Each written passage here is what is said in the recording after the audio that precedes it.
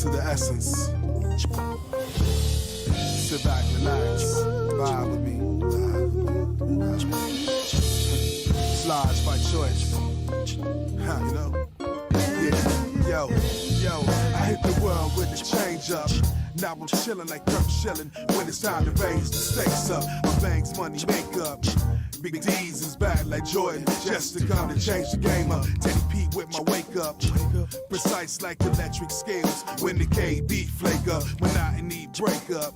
Lick the board up one roll like it was a whole chunk breaker. Swing or get swung on, dug or get dug on, play or get played on, fade or get fade on. I'm from West Coast, so it's known as the dope. Hot topics plus melodics make a pack dance flow. From nothing to this, a playlist, state of bliss, spit venom in eyes like to Jerry with the green mist. Vision is like rode inside of one night. My bad, you're doing that cause you're in the vibe ride. Just jumping off with me. Street got the lady shake. Just slide now, tell me can you feeling that vibe? Come on, it's popping up, change. Trying to make the vibe just tell me, can you be real with that? This is the maze of a soulful blaze, and D's keeps hands raised like it was a song of praise. It's on for days, and the nights is even better cause the sun always shines in stormy weather. It's for a heavy yellow resident. Present and past, slow or fast, it's the voice that I represent. Vibe makes it evident, and my Midwest status, of course, makes it even more relevant. Rap games through the sky, highlights out the box. Word breaks out of bodies like a case of the speaker's box. From the meanest blocks to jazz and reaper spots, dance clubs, beauty shops, beside the halls and truck stops. Believe it or not, this whole moment's a glamour shot. I do kill cats, cause the shit'll get off the pot. Little voice in my head, so show 'em what you got. Take 16 bars.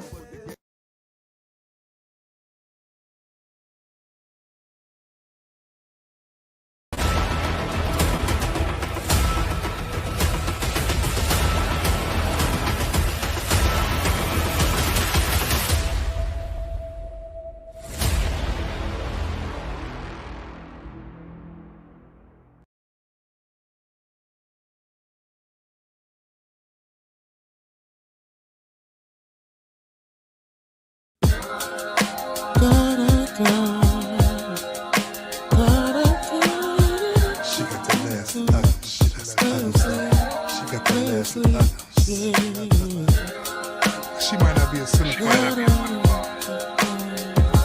but she's super modern.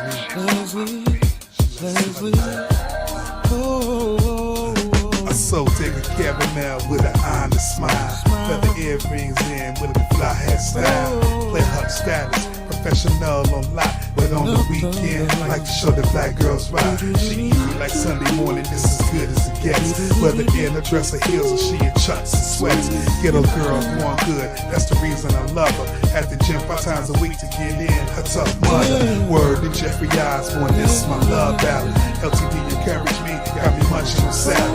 And she even got me backing off the dude. I don't know about you, but that's what the real wanna do. She don't like my late nights, but she respect my hustle.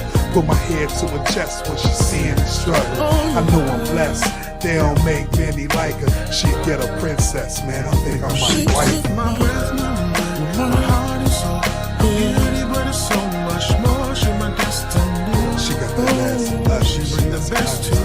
She got the best love. No need to wait another day when it's this way.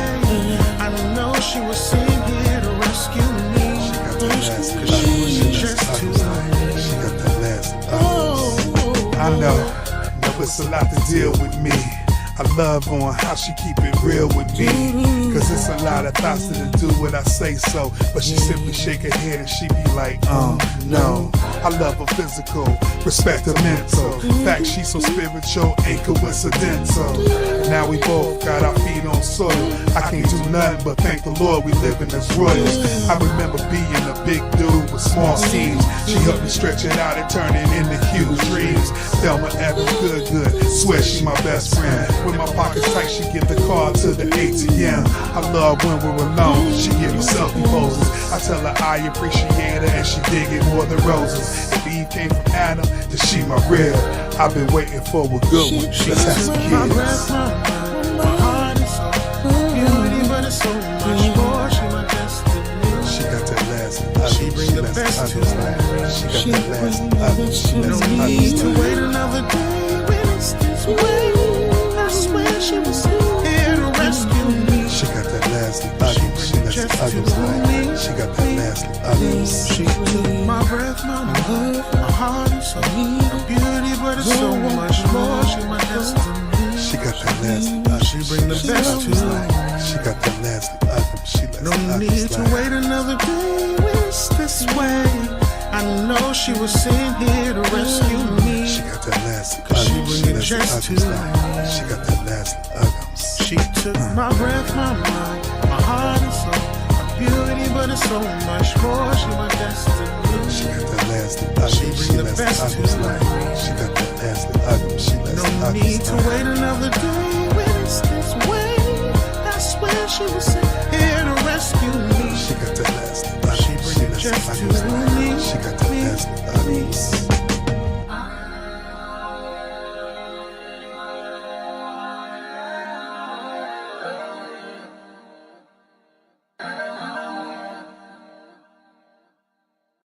Welcome to a special edition of Have the Conversation on the Real Bravado Network on YouTube.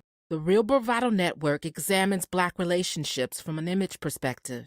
Today we are going to explore 3 generations of Black women and their thoughts and perspective about Black men and their experiences with the men that share their reflection. This unprecedented exchange with 3 generations of Black women will be a first of its kind for the Real Bravado Network. Because on Have the Conversation we dare to be bold and not silent, we are honored by these women who pledge to have a good faith conversation regarding their perception of Black men. Today, not only will these Black women dare to be bold, not silent, but if we can come to an understanding, these 3 generations of Black women will lay the foundation for the New Deal. Black men and women are bound together by a shared history, and we are separated by that same shared history. Today we talk. Today we examine. Today we pressure test. Today we listen. Please enjoy this special edition of Have the Conversation. Her man, her view.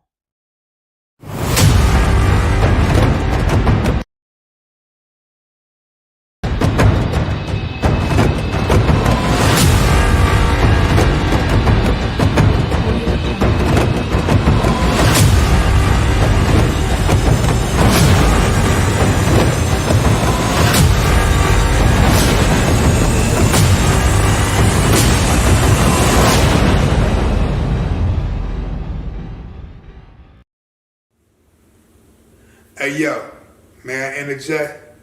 It's about time for communal reconnect. Power of the we in some type of context. Working on the us so we can get to what's next. Just that grown brother, grown sister type of flex. More like soul check, not just collecting checks. Facts, not feelings, is what we got on deck. Take the high road, so this here is high tech. Getting back to the real, the very thing that we hitting on. Pull up or sit down and tell me what you sipping on. Reclaiming kinghood, that is what we getting on. Real headlines is what we spitting on. So, hey now, let's have a conversation. Maybe take a sec, talk on what we facing. Only way to change is to change the situation. How about we break bread now and have a conversation? Hey now, yo, let's have a conversation. Maybe take a sec, talk about what we facing. Only way to change is to change the situation. So how about we break bread now and have a conversation?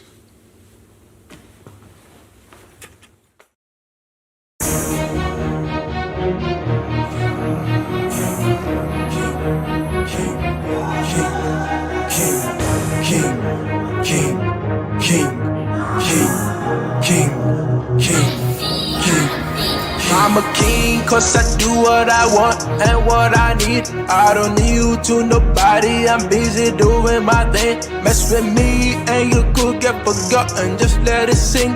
I don't play, I just win every day, I get it in. I'm a king cause I do what I want and what I need. I don't need you to nobody, I'm busy doing my thing. Mess with me and you could get forgotten, just let it sing.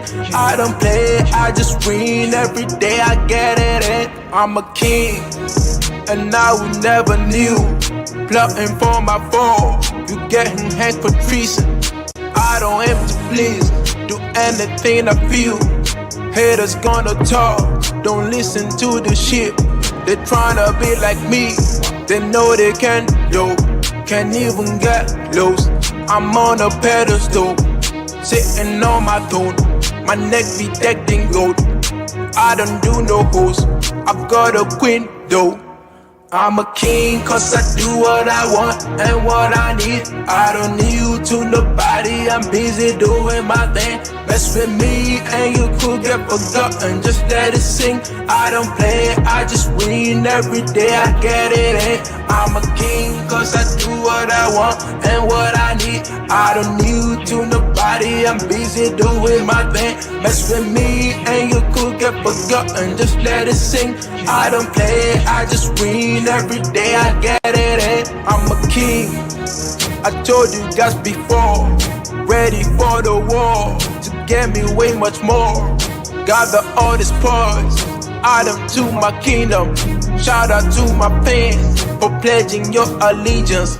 You get a reward, the best flow you've ever heard. I don't be mixing with birds, I'm a lion on the surge. Always pushing to the edge, facing arrows, never scared. For my greatness I'm a servant, only under myself. I'm a king cause I do what I want and what I need. I don't need you to nobody, I'm busy doing my thing. Mess with me Welcome, and you everybody. could get forgotten, just let it Welcome. sing. Can I don't everybody hear play, me? I just win every day, I Y'all get hear it in. I'm a Let's king tell us cause I do what I want and what I need. I don't need you to nobody, I'm busy doing my thing. Mess with me and you could get forgotten, just let it sing. I don't play, I just win every day, I get it in. All right, y'all. Yo. Fire already, yeah. All right, y'all. We are the Real Bravado Network, and this is Have the Conversation. My name is TJ. Real quick, let me shout out My Sexy is Strong. Thank you for being in the building with us today. We are pressed to have an excellent conversation. Let me start off by just thanking these gorgeous, wonderful, spirited women for lending their voices on today's conversation. I think if they were in studio with me, I think by the end of it, they all would want to skin me, but I'm ready for it. You hear me? We got a good one today. All right. Here on the Real Bravado Network, we talk about real Black relationships from an image perspective, okay? We define image as the reputation that a person is known for, which includes your behavior, your character, and your appearance as well. And also it includes the message that you send to the world, okay? All right, here we go. Listen, before I get really rocking and rolling, let me just talk about a few things today. So on our normal stream, there's a big long monologue. I lay out the details, the issues, my thoughts, concerns, ask the question of the stream, and then I interact with those who call up. Today will be an interview style stream. There are, I think there are like 7 or 8 ladies with me today. So what we're going to do is we are going to introduce the ladies, bring them up one at a time, get a little background information, get a little sense of their personality, what they think about. And then we're also going to do, before we get to the full discussion, I'm going to actually probe the ladies and try to see what they believe. I got about 5 or 6 questions that only require them to answer if they believe that or not. So I think we have a good show today. Okay. Let's get it started. I'm sitting here looking at these chat at the chat and everything. I'm just excited about everybody that's in the chat. Let's see who's here in the chat. Okay, Henry X, who's on the stream. Poets Playground is here. Authoress Carla Blake's in the house. Let's see. Good evening, everyone. First time catching you live, Real Bravado Network. I hope you have some fun catching me live for the first time. Thank you. And then some of the ladies that are on have dropped some love in the chat with me. Let's see, Gifted Johnson. There you go. Hey, Erica. Trigger Mike is in the building. What's up, Trigger Mike from the Peef Network? There you go, man. Thank you. I appreciate you for stopping by. We got a good one today, I believe. Let's see. Somebody's mother is in the building today. Hey, Miss Diamond Black, Black Diamond, how you doing? Okay. And Miss Sexy is strong. She says she's excited about the panel. I am too. Let me get rolling because those who actually know me, I can just talk. So let me just get rolling on what we got to do today, okay? All right. In the last few years, there's been quite a quiet growing movement in Black America between Black men and women, having conversations about what we want from one another. The thing about these conversations is that it's starting to reveal, or has started to reveal, or has revealed, or bring into clear focus that there is a full-blown silent war going on between Black men and women. Well, scratch that. I don't think the war is so silent anymore. The more alarming thing about this is that the war really seems to be, the bulk of it seemed to be between Generation X and Generation Y Black men and women, okay? I'm roughly talking about people born between like 1970-ish to about 1988. Gen X and Gen Y, we're old enough to remember fully intact families. We are old enough to remember either our parents or our grandparents being married for a lifetime. And a lot of us are just now starting to hear the how they made it and the things that they went through to make it, So we're the last generation that has really got to see that in full swing. And Generation X and Generation Y, you got to give them a little bit of respect because we have gone through some of the most interesting periods of times in life. Generation X, we were the first full generation of kids that grew up with no father in the home. We were also the generation that was victimized by the 1980s crack epidemic. We're the crack babies. Well, not me, but I'm just saying our generation are the crack babies. We are also the generation that was impacted the most by President Bill Clinton's crime bill that sent the majority of Black men that sent a lot of Black men to prison for simple drug possession charges like marijuana. And by the way, those same people that locked us up for marijuana, now they're opening up marijuana dispensaries all across the country and making money off of it. So, so how bad really was it? People selling marijuana and stuff like that. And let's not forget that dreaded 3 strikes rule that people literally lost. I remember a story about a guy in California who stole a candy bar because it was his 3rd strike. He went to prison for the rest of his life. Crazy. Now, Jake Naughton from the Pulitzer Center, the people who award the Pulitzer Prize in writing, he made an interesting statement about culture. He said, with cultural image, there's a huge danger of producing false impressions and false information, and it comes with bad analysis. So here's my question for that as it relates to us. Is that what happened or is happening with Black men and women today? Do we have an incorrect assessment of our own image amongst one another? Is this one of the driving forces behind the absolute inability for us to date, marry, and stay together for a lifetime? Is it just because we have already come to the conversation with bad information, bad programming, and bad assessments about one another? Well, today I have multiple Black women across several ages, across several spectrums of life, and we're going to spend some time talking with them about their impressions of Black men, what they want from Black men, and their overall experience from Black men. That's what we're going to do today.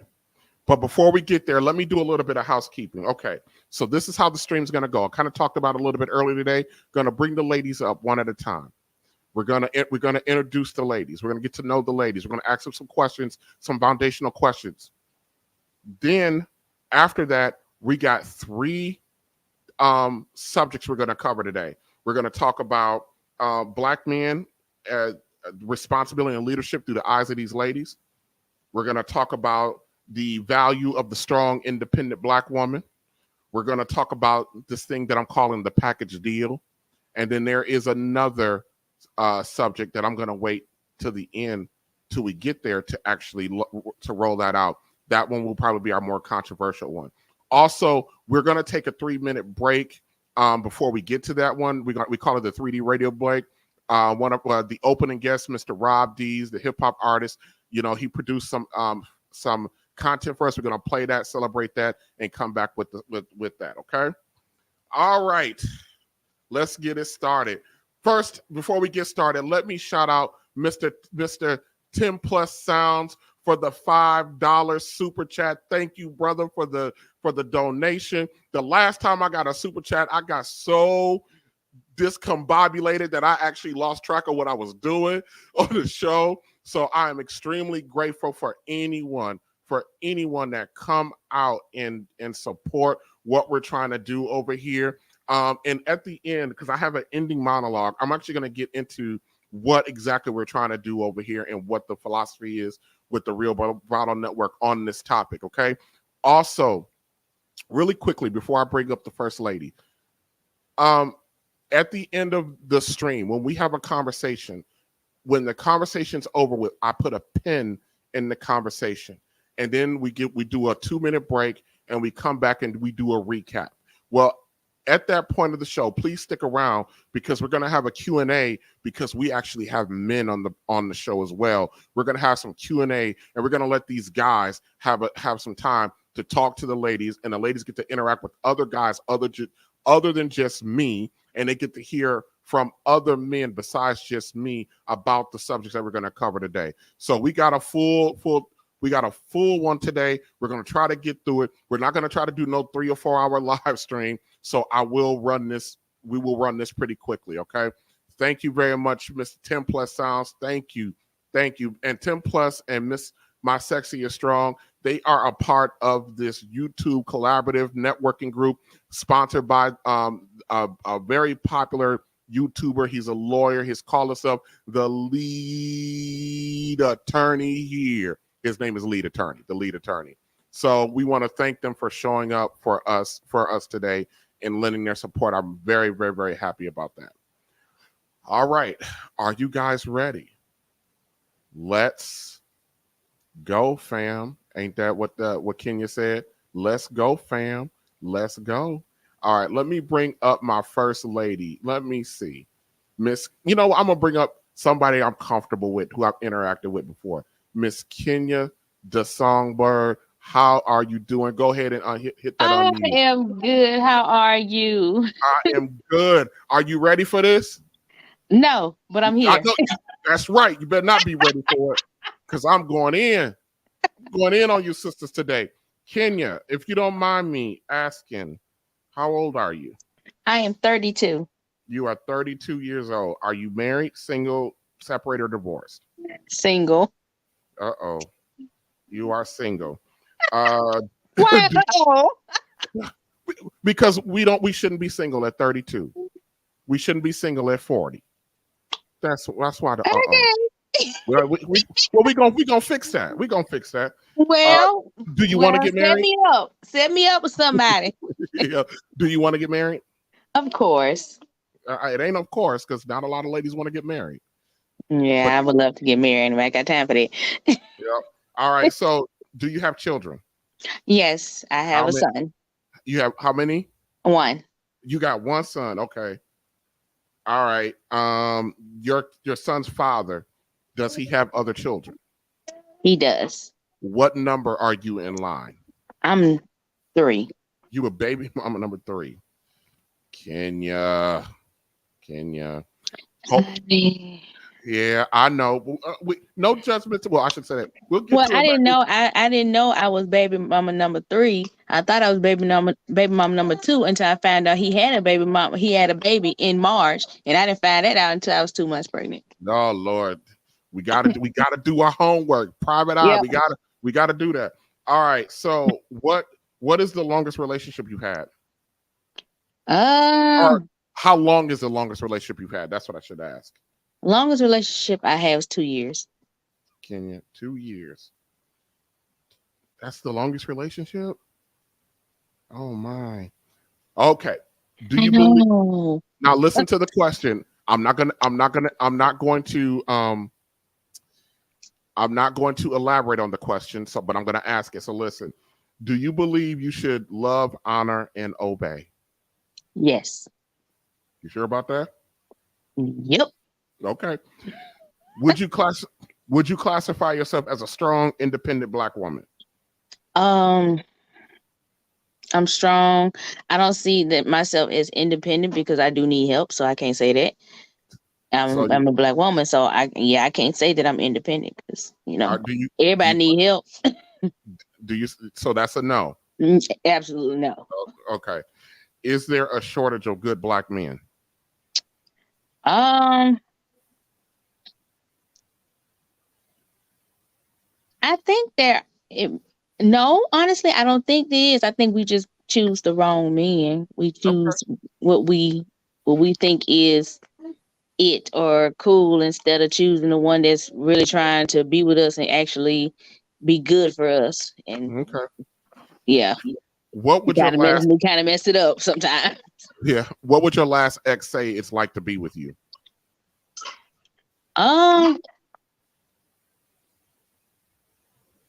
That I was really sweet, really kind, and he messed up.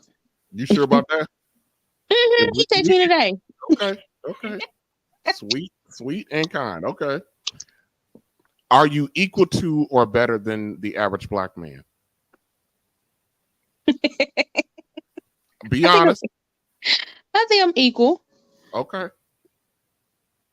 All right. Would you stay in a long-term relationship with a man who made significantly less money than you?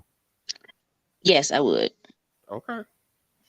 How many relationships you had where you were the one who ended it?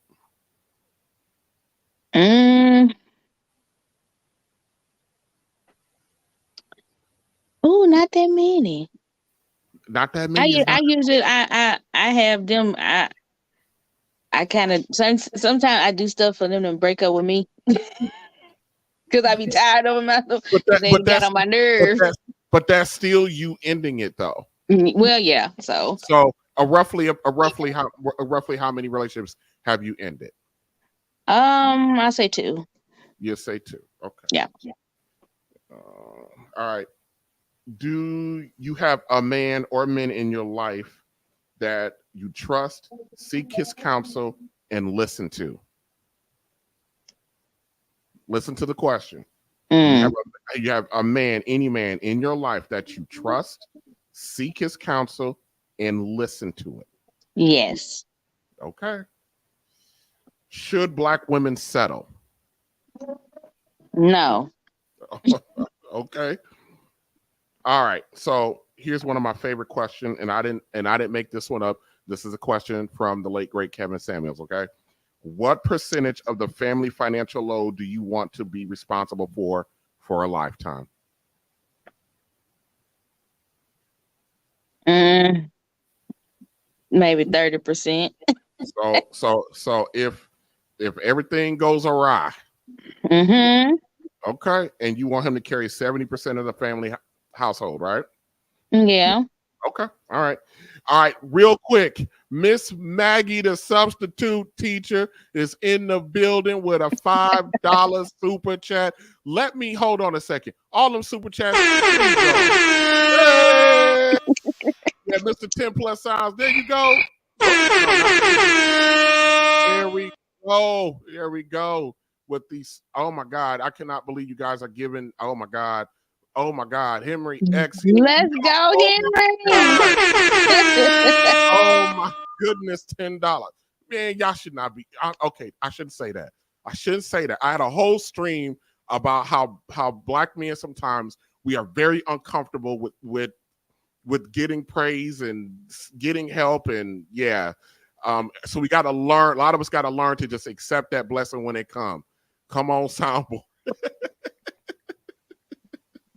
Yeah, that's my Miss Sexy and Strong. I'm gonna hit that one more time for them super chats. Hell yeah.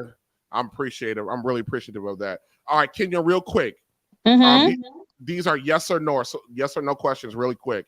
This is Okay. asking, what do you believe? Do you believe the majority of black men are single and childless? Do you believe the majority of black men are single and childless? Yes. Okay. Do you believe that out of the majority of black men do you believe that the majority of black men earn enough to be considered middle class? Yes. Okay. Do you believe that most black men have or can have multiple women? They can. Yes. Oh, wow. Okay. Do you believe that black men make the best husbands and fathers? Yes. Okay. Do you believe that black women hold 64% of black bachelor's degrees, which is more than any other group in the country? Yes. Okay. Do you believe that black women out earn black men, no matter the educational level? No. Okay. All right. We'll be right back with you for the discussion, okay? Okay. Okay. That was Miss Kenya. Everybody say hi. All right. All right. All right. Can you please unmute? How you doing, Miss Demisha? I'm gonna mess up your name again. It's Demisha, right? Demisha. How you doing? I'm good. How are you? I'm good. Okay. How old are you? I'm 27. Uh-oh, you're 27. So you heard something. Uh-oh. All right. Are you married, single, separated, or divorced? I am in a relationship. Are you married, single, separated, or divorced? Oh, well, I guess single then. Do you want to be married? I do want to be married. Okay. Do you have any children? I don't. Oh, wonderful. What's the longest relationship you've had? 10 months. 10 months. Okay. Have you ever been engaged? No. Okay. Do you believe you should love, honor, and obey? Yes. Okay. Would you classify yourself as a strong, independent black woman? I would. Okay. Uh-oh. Is there a shortage of good black men? I'm not going to say it's a shortage. I say that sometimes it's hard to find them, though. Is there a shortage of good black men? It's not a shortage. Okay. What would your last ex say it's like to be with you? It's never a dull moment. Okay. Okay. All right. Are you equal to or better than the average black man? I'm going to say equal. Okay. Would you stay in a long-term relationship with a man who made significantly less money than you? No. Oh. Ooh, that's brutal. Ooh. How many relationships have you had were you the one that did not end it? That did not end it. Maybe 2. Do you have a man or any man in your life that you trust, seek his counsel, and listen to it? Yes. Okay. Should black women settle? No. Oh, okay. What percentage of the family financial load do you want to be responsible for a lifetime? I can do 50%. That you want to have to be responsible for a lifetime? This is your preference.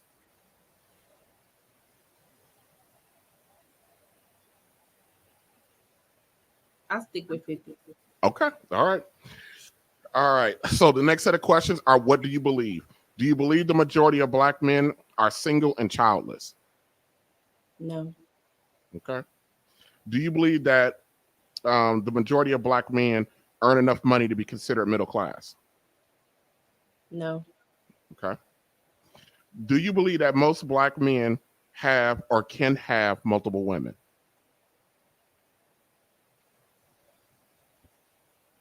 No.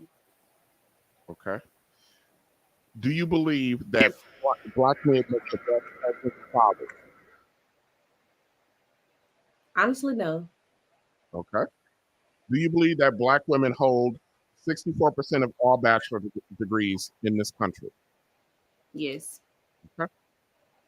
Do you believe that black women out earn black men no matter the educational level? No. Okay. All right, Mr. Misha, thank you. I appreciate you. I'll be right back with you, okay? Okay. All right. Miss Kendra, how are you? You got to unmute for me. I am excellent. How are you? I'm doing good. I'm doing good. Good. I'm trying not to say nothing when I'm asking these get to know you questions, boy. It's hard for me to contain myself. I can All right, imagine. Miss Kendra, how old are you? I am 49. You.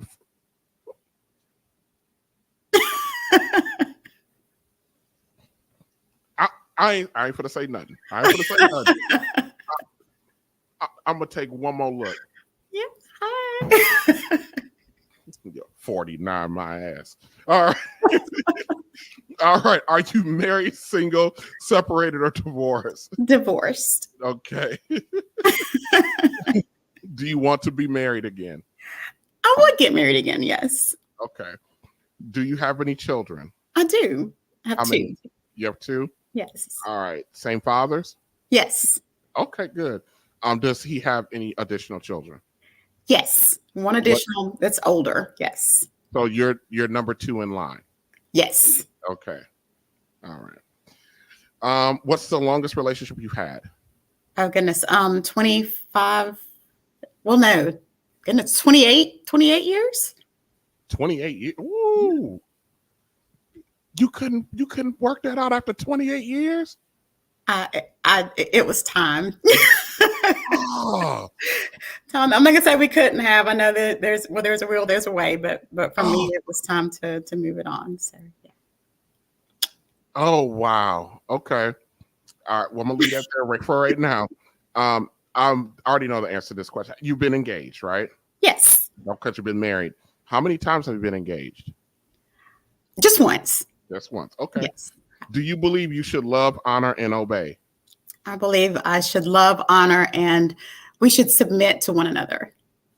Do you believe you should love, honor, and obey? Obey.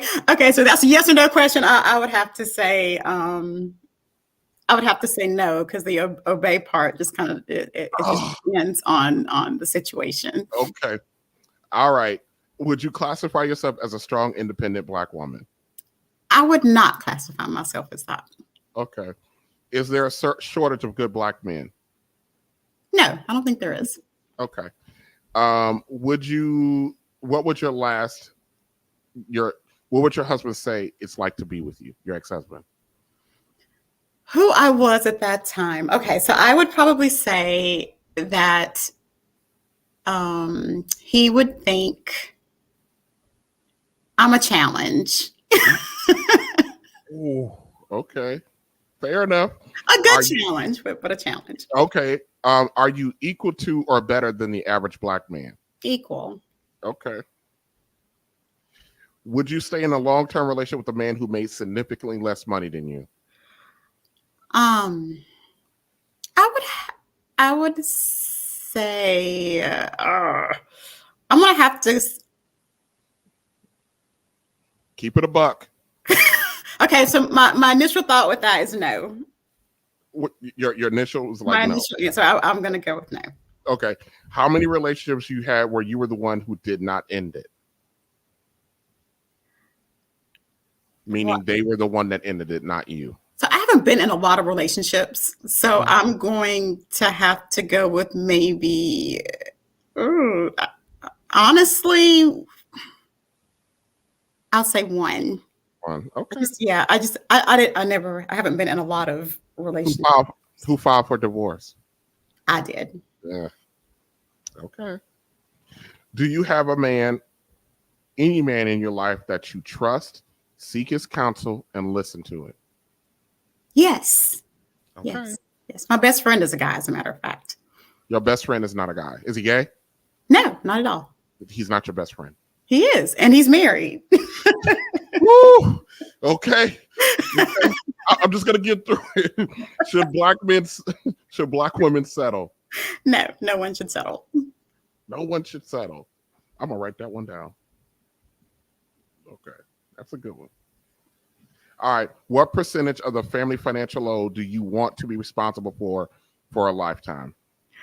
I would say I could do about 25% or so. I mean, I don't want to have to be responsible for too much, but just my nature, I'm going to say, 25 to 50%. 25. Pick one. 25 or 50. Okay. We're talking about desire here, so I'd say 25. 25. There you go. All right. All right. Let's get to what you believe. Do you believe the majority of black men are single and childless? No. Okay. Fair. Do you believe that out of the majority of black men do you believe the majority of black men earn enough money to be considered middle class? Yes. Okay. Do you believe that most black men have or can have multiple women? Yes. Okay. Do you believe that black men make the best husbands and fathers? They can. Yes. Yes. Okay. Do you believe that black women hold 64% of all bachelor's degrees in this country? Yes. Okay. All right. Do you believe that black women out earn black men no matter the educational level? Yes. Interesting. All right, Miss Kendra, thank you for getting to know you. We'll be right back with you, okay? All right, thank you. All right, Miss Maggie, how you doing? I'm good, and you? I'm good. All right, so Miss Maggie, how old are you? 36. You're 36 years old. Okay. Are you married, single, separated, divorced? Separated. Okay. Do you have children? No. No. Okay. What's the longest relationship you've had?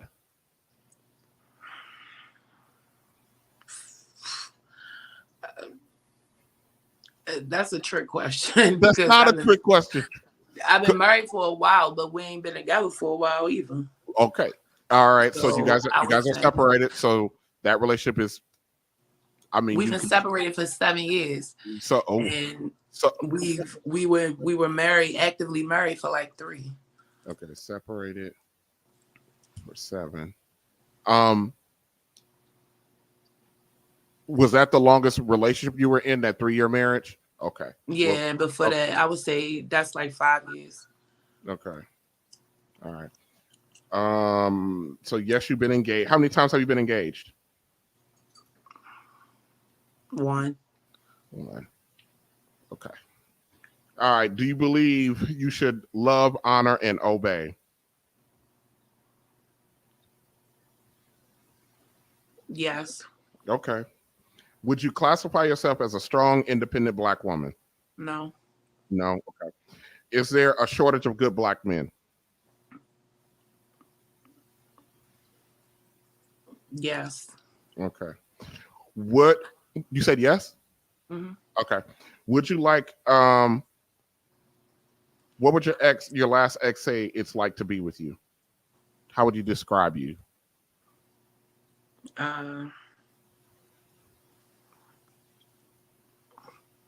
Spoiled. Oh Lord. Okay. I said how they would say. I ain't say how I am. Are you equal to or better than most black men? Equal. You're equal. Okay. Would you stay in a long-term relationship with a man who made significantly less money than you? Yes. Okay. How many relationships were you in that you were the one who did not end it? How many relationships in that the other man ended it? Mm.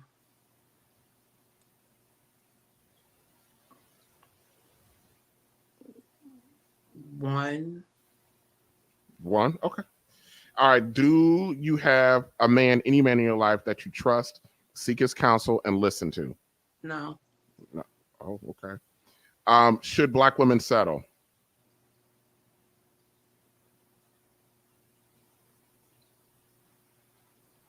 Yes. Wow. Okay. What percentage of the family financial load do you want to be responsible for a lifetime? 40%. 40%. Okay. All right. What do you believe? Do you believe the majority of black men are single and childless? No. Okay. Do you believe that do you believe that the majority of black men earn enough money to be considered middle class? No. Okay. Do you believe that most black men have or can have multiple women? Yes. Okay. Do you believe that black men make the best husbands and fathers? Keep it a buck. No. Okay. Do black do you believe that black women hold the majority of bachelor's degrees in this country, 64% more than any other group? Yes. Okay. Do you believe that black women out earn black men no matter the educational level? No. Okay. All right. Thank you. I appreciate it. Just a couple more ladies to get through. All right, Miss Lisa, I'm going to come to you next. Okay, Miss Lisa, how you doing there? Good. How are you? I'm good. All right, Miss Lisa, how old are you? I'm 61. Miss Lisa is not 61, but we're going to accept it because she said it. All right. Are you married, single, or divorced? Divorced. Okay. How long you been divorced? 10 years. 10 years. How long were you married? 7. 7 years? Mm-hmm. Okay. Do you have any children? I raised a child. I don't have children, but I raised my girlfriend's son. Okay, so no bio children. Right. Okay. What was the longest relationship you had? 8 years. 8 years. How have you ever been engaged? Oh, you Yeah. said yes because you were divorced. Yep. How many times? Twice. You were twice. All right. Do you believe you should love, honor, and obey? I do. Okay. Would you classify yourself as a strong, independent black woman? I do. All right. Is there a shortage of good black men? Yes. Okay. What would your last ex say it's like to be with you? I think he would think I was difficult. Difficult. Okay. Are you equal to or better than the average black man? Equal to. Equal to. Would you stay in a long-term relationship with the man who made significantly less money than you? Yes. Okay. All right. How many relationships you were in that you were the one that did not end the relationship? 3. Okay. Do you have a man, any man in your life that you trust, seek his counsel, and listen to? There's a few men in my life that I listen to and take counsel with. So yes. Okay. Should black women settle? No, nobody should. Okay. What percentage of the financial family load do you want to be responsible for a lifetime? 25%. Okay. All right. Do you believe that the majority of black men are single and childless? No. Do you believe that out of the majority of black men, do you believe the majority of black men earn enough money to be considered middle class? No. All right. Do you believe that most black men have or can have multiple women? Yes. Do you believe that black men make the best husbands and fathers? Yes. Do you believe that black women hold the majority of bachelor degrees in this country? Yes. Okay. Do you believe that black women out earn black men no matter the educational level? No. Okay. All right. Thank you, Miss Lisa. All right, lady. We got, ladies and gentlemen, we got, let's see. We got Miss, let me go to Miss Jasmine. Miss Jasmine, go ahead and unmute for me. I think you're doing like the circle of death on the screen. Okay. I think we lost Miss Jasmine. Hold on. We'll come back. Miss Blue Diamond, go ahead and unmute for me. Hey, CJ. Hey, how you doing? I'm good. Blue Diamond. Okay. Um. Oh boy. Here we go. There we go. How old are you? I am 33. You're 33. Married, Yes. single, separated, divorced. Single. Okay. Do you want to be married? No. Did you say no? No.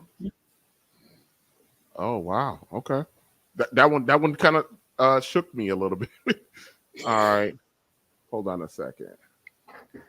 And remove. All right. I just had to do some. Whoever's trying to get into the stream, go ahead and try again. Miss, there we go. That's Miss Jasmine. All right, Miss Blue Diamond. Do you have children? Do you have children? Yes. How many? 4. You got 4 kids. Yes. All by the same father? No. How many fathers? 3. 3. What number in line are you with your kids' fathers? First, second. Okay. All right. What's the longest relationship you've had? Like timeline. I'm going to say 3 years. 3? 3 years. 3 years. All right. Have you ever been engaged? Yes. How many times? Once. Okay. Do you believe you should love, honor, and obey?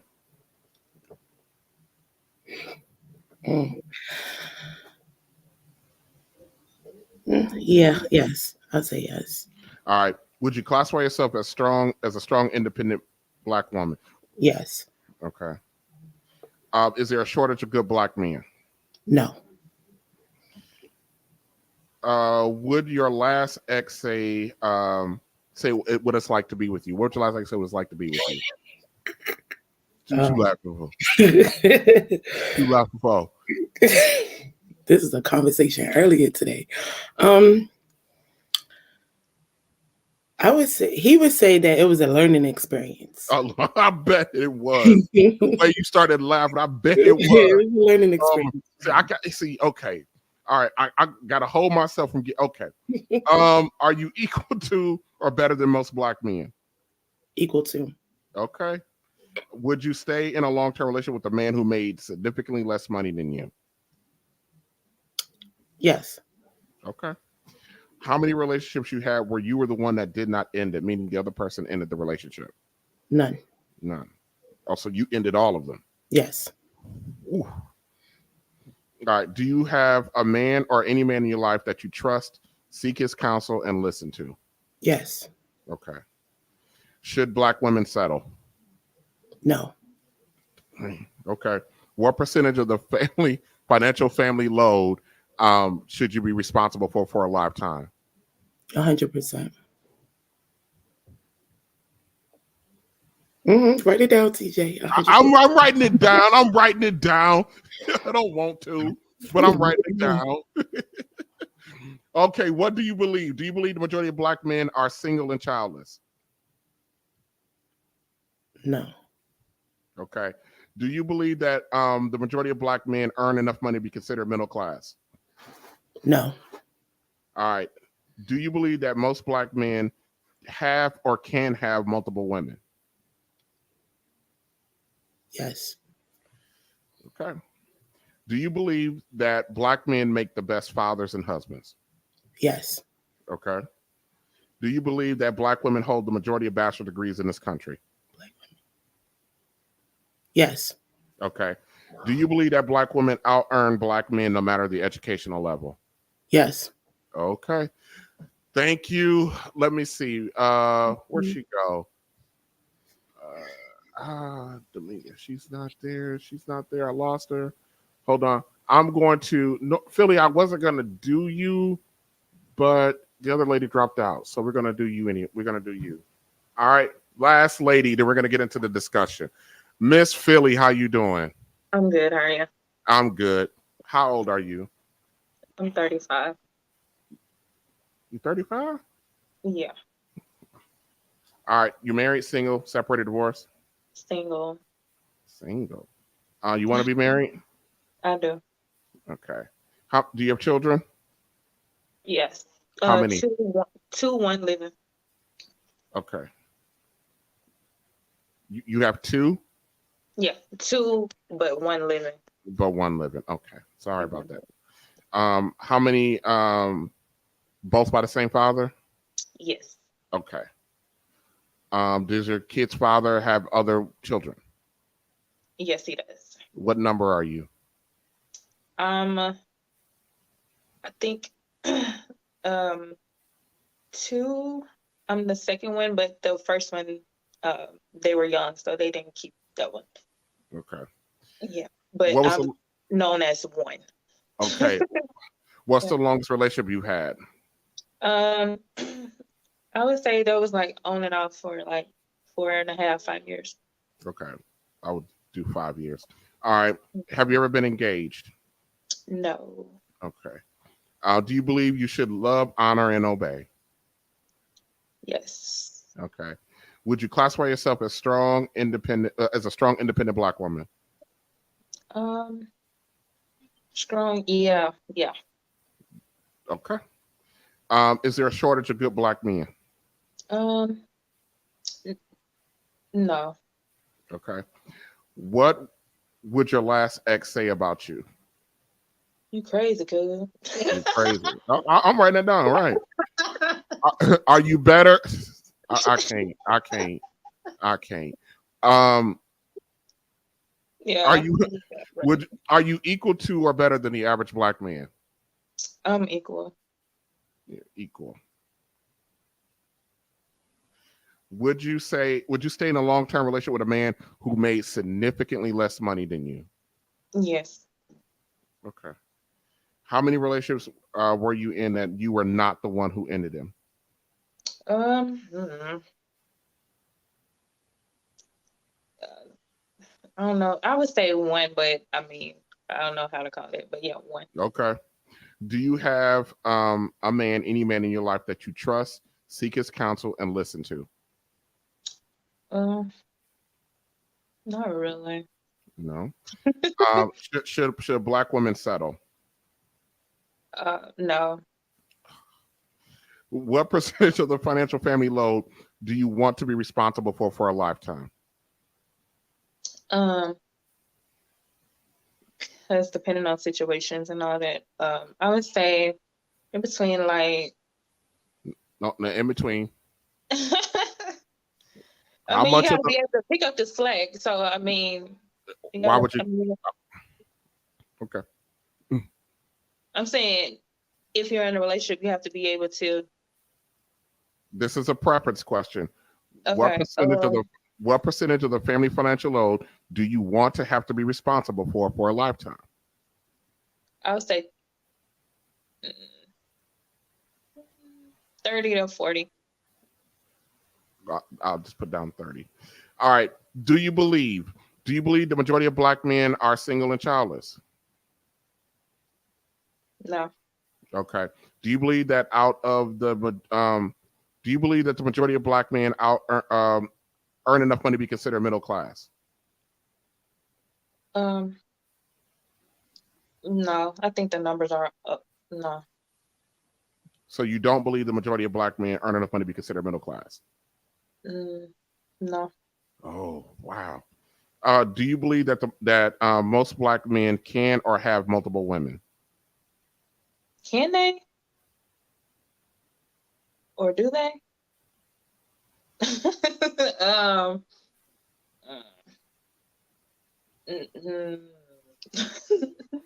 That's true. We need a question. I mean, we need an answer. No. Okay.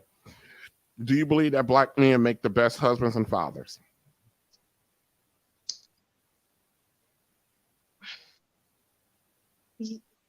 Yeah. Okay. All right. Do you believe that Black women hold the majority of bachelor's degrees in this country? Yeah. Okay. And do you believe Black women out-earn Black men no matter the educational level? No. Okay. All right, Miss Philly, we're going to bring up Miss Jasmine, and then we're going to get to the full discussion. Miss Jasmine, go ahead and unmute. How you doing? Good. How you doing? Good. How old are you? 24. You're 24. Are you married, Yeah. single, or divorced? I'm single. Okay. You want to be married? Yes, I do. Okay. Do you have any children? No, no children. Okay, good. What's the longest relationship you've been in, like time-wise? 2 years. 2 years? Okay. Yeah. Have you ever been engaged? No. Okay. Do you believe you should love, honor, and obey? Yeah, I do. Okay. All right. Do you classify yourself as a strong, independent Black woman? Yes. Yes. Okay. Is there a shortage of good Black men? No, I don't think so. Okay. What would your last ex say it's like to be with you? I was the best thing that ever happened to him.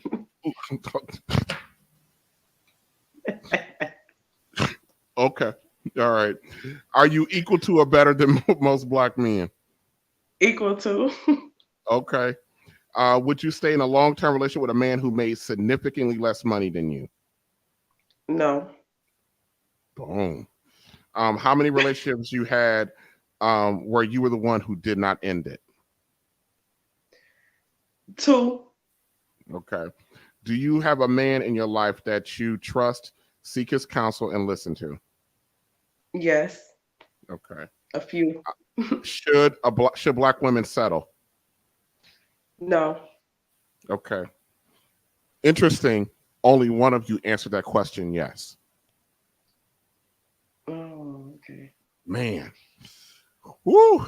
Y'all don't believe in no settling, do y'all? Boy, y'all don't believe that for now. I settle for what? Yeah. What is the percentage of the family financial load do you want to be responsible for a lifetime? 30%.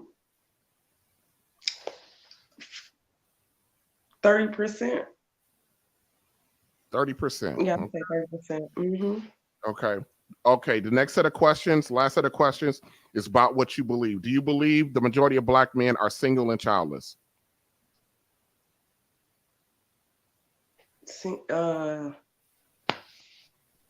Yes.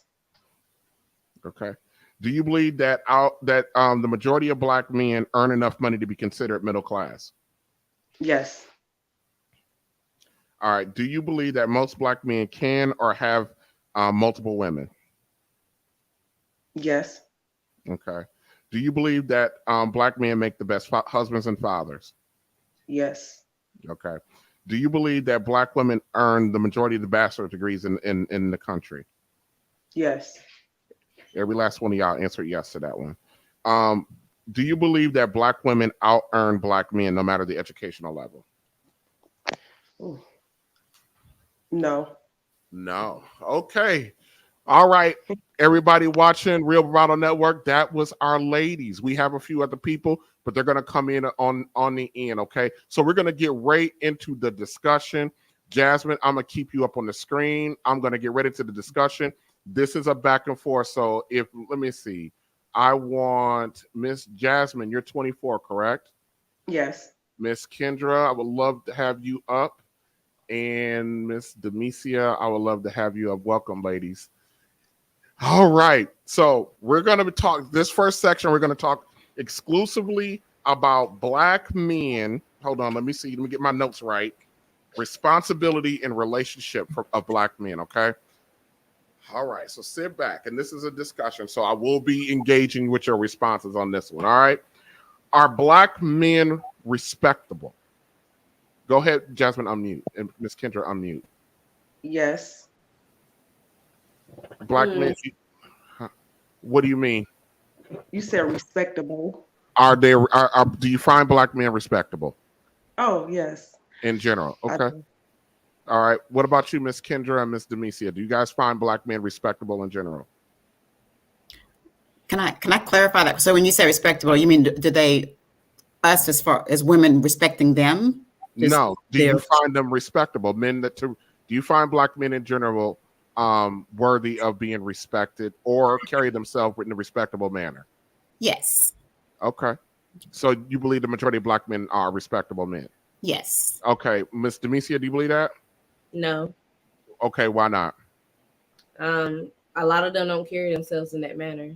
A lot of them you see walking around with their tail hanging out their pants,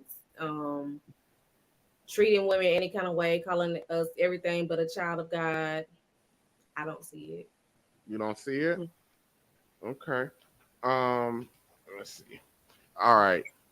What do you guys define as a good black man? I define a good black man as someone taking care of his responsibilities, respecting his woman, the children, and doing what he need to do, holding himself with his head high. Okay. Miss Kendra? I would say a good black man is one who knows himself, and one who is honest, one who is able to be honest. He knows himself and he takes care of himself and his business. What do you mean by honest? I think it's important for a man to be honest, or people in general, but especially, but men too. Like if there's something that they want, say it up front, say it when it comes to relationships, or when it comes to whatever it is that they're trying to do or to be with themselves, or they should just be honest about it. Okay. It's something that's hard, right? Because a lot of times people aren't given the leeway to be themselves and to be honest. But at the end of the day, if you're not honest, then you're going to end up trying to be something that you're not, which is not going to work. I mean, I hear a lot of times ladies talk about that they want men to be honest. And then when men express what they want out of you, then here comes the fight. Like, for example, and I'm just going to pick on something real quick. Like, for example, a lot of men have desired our women to be natural. To be natural, no big eyelashes, no clown makeup and stuff like that. And then when we request that of you, here comes the fight. You're being controlling. You're not my daddy. This is how you met me. All this that. So when guys hear from you ladies that you want us to be honest, we go, well, that's not being honest, because if we ask something of you that we're being brutal about, we get pushback. So I'm not necessarily sure if our ladies really want us to be honest with you or not. You're right. There are a lot of people, men and women, who cannot take honesty. But I think that's the problem with a lot of relationships. If you're not able to be honest in a relationship, I don't care who you're with. If you're faking who you are and what you want, then at the end of the day, you're not going to be fulfilled and they're not going to be fulfilled either. So you're just in a relationship to say that you're in a relationship. Okay. Mr. Misia, what did you say as that you consider to be a good black man? I'd say a good black man is someone who knows who they are in general and can hold their own weight in a relationship or in general in life, and just take care of themselves. Okay. Follow-up question. Do black women have the right to define what a good black man is? I think they have to define it for themselves. I think we can't go around judging people who don't fit our category, right?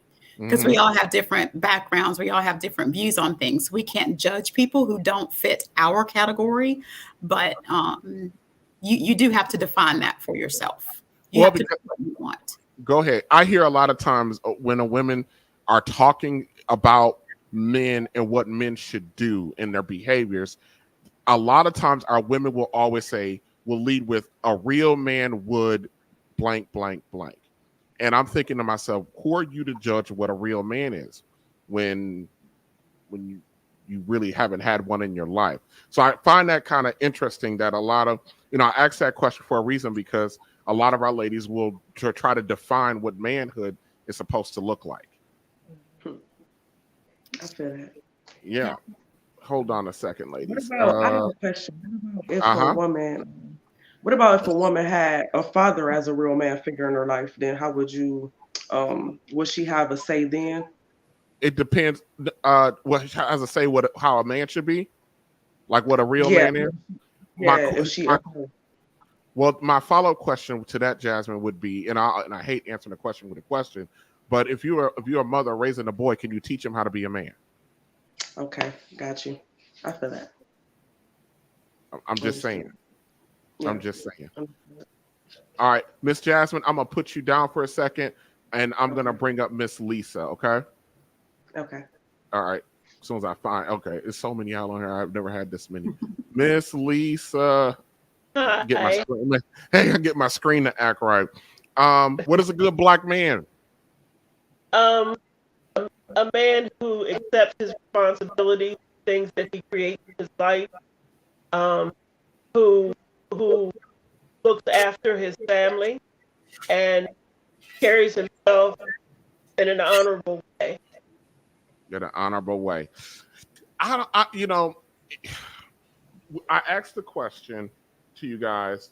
Let me find it. A lot of you stated that that a lot of you answered that there were not a shortage of good black men out here, that there were not a shortage of them. If that's the case, then why are 75% of our women single? I think I was one of the few who said no. So that's why I feel that way. Because there are so many single women doing it for themselves, that there has to be a shortage somewhere for women to have to put on their own. Yeah. Mr. Misha, how would you answer that? If they're not a shortage of, how did you answer that? You said, is there a shortage of good black men? You said no. So you think that there are a decent amount of good black men out here, but then how do you account for the fact that 75% of our women are single? I think that there may be some good black men out there, but they're just not with black women. They're with other races and ethnicities. What do you mean? Define with married to or just dating or a combination of both? A combination of both. Because only 3% of black men are actually with non-black women, according to blackdemographics.com, which tracks our marital data. So there's, I think, a lot.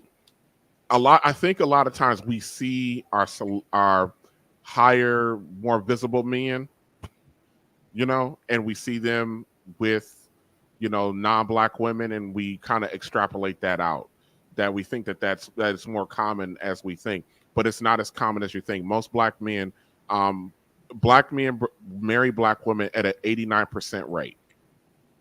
You are our choice of woman, believe it or not. And that's according to blackdemographics.com. I will probably reference them a lot throughout this stream, but I reference them so you guys can go check them out. And blackdemographics.com is a statistical warehouse for data on black people, including their income, where they're living. They got it broken down by your city, by your state, by your neighborhood, and it's a site run exclusively by black men. So I don't think they have any reason to not try to put out the most accurate data about us out there. Okay, one quick follow up. Do you guys believe that you belong to black men? I don't like the idea of that kind of question. I'm sorry, you're kind of breaking up a little bit, Miss Lisa. I'm sorry. What'd you say?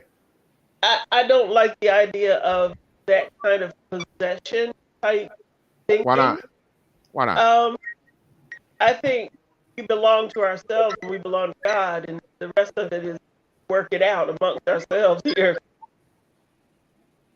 Miss Lisa, do you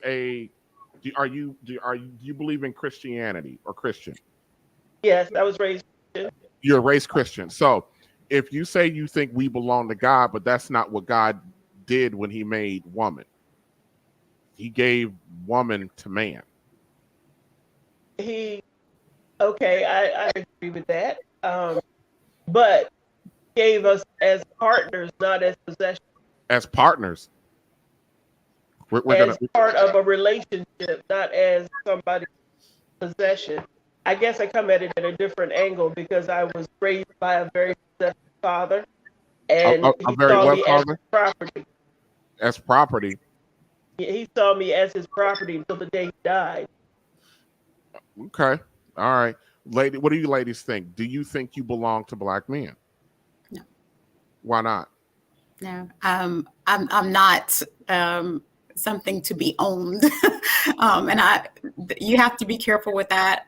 I think as an individual, it's easy to fall into that because I have felt that before, right? I have felt like I'm supposed to be this, and tried to fit into that mold of what someone else expected me to be, what someone else needed me to be as far as that goes. But I'm not someone to put up on a pedestal and to be owned. Basically, we're all individuals and we So, all have a right to so our you, thoughts and opinions. so you believe belonging to somebody equals ownership? Using the term belong, yes. Yes. Okay, I'm gonna get back to that in a second. Miss Blue Diamond, do black men belong to you? Or do you belong to a black man? Do you belong to a black man? Yes. Okay, why do you say yes? Because I would go as far as history goes. We were taken from the black man and used and manipulated and treated as less than by other races. So I think that a black man will value us more than Okay, anyone else. okay, fair enough. Miss Demesia, do you believe that you belong to a black man? I can see her point of view when she just said what Blue Diamond just said. I see that point of view, and I also see the point of view of not belonging to anyone, because if I'm gonna be with somebody to be married or anything of that nature, I think that we were gonna be equal. I don't see myself as being a position of anybody. When I think of a position, I think of maybe like this my cup. That's a possession to me. I'm not a Mm-hmm. possession to a man. Okay, how do you? Let me ask this question: If in part what you're saying is you don't belong to a man, then how do you expect black men to have put themselves in harm's way to protect you? Mm. I can see that too. So I think that's I respect a black man in his position Mm-hmm. for being who he is. Mm-hmm. That there's no doubt about that. I think that's something that is often lacking in the black community. I think the respect factor Mm-hmm. of black women to black men, but so that is his.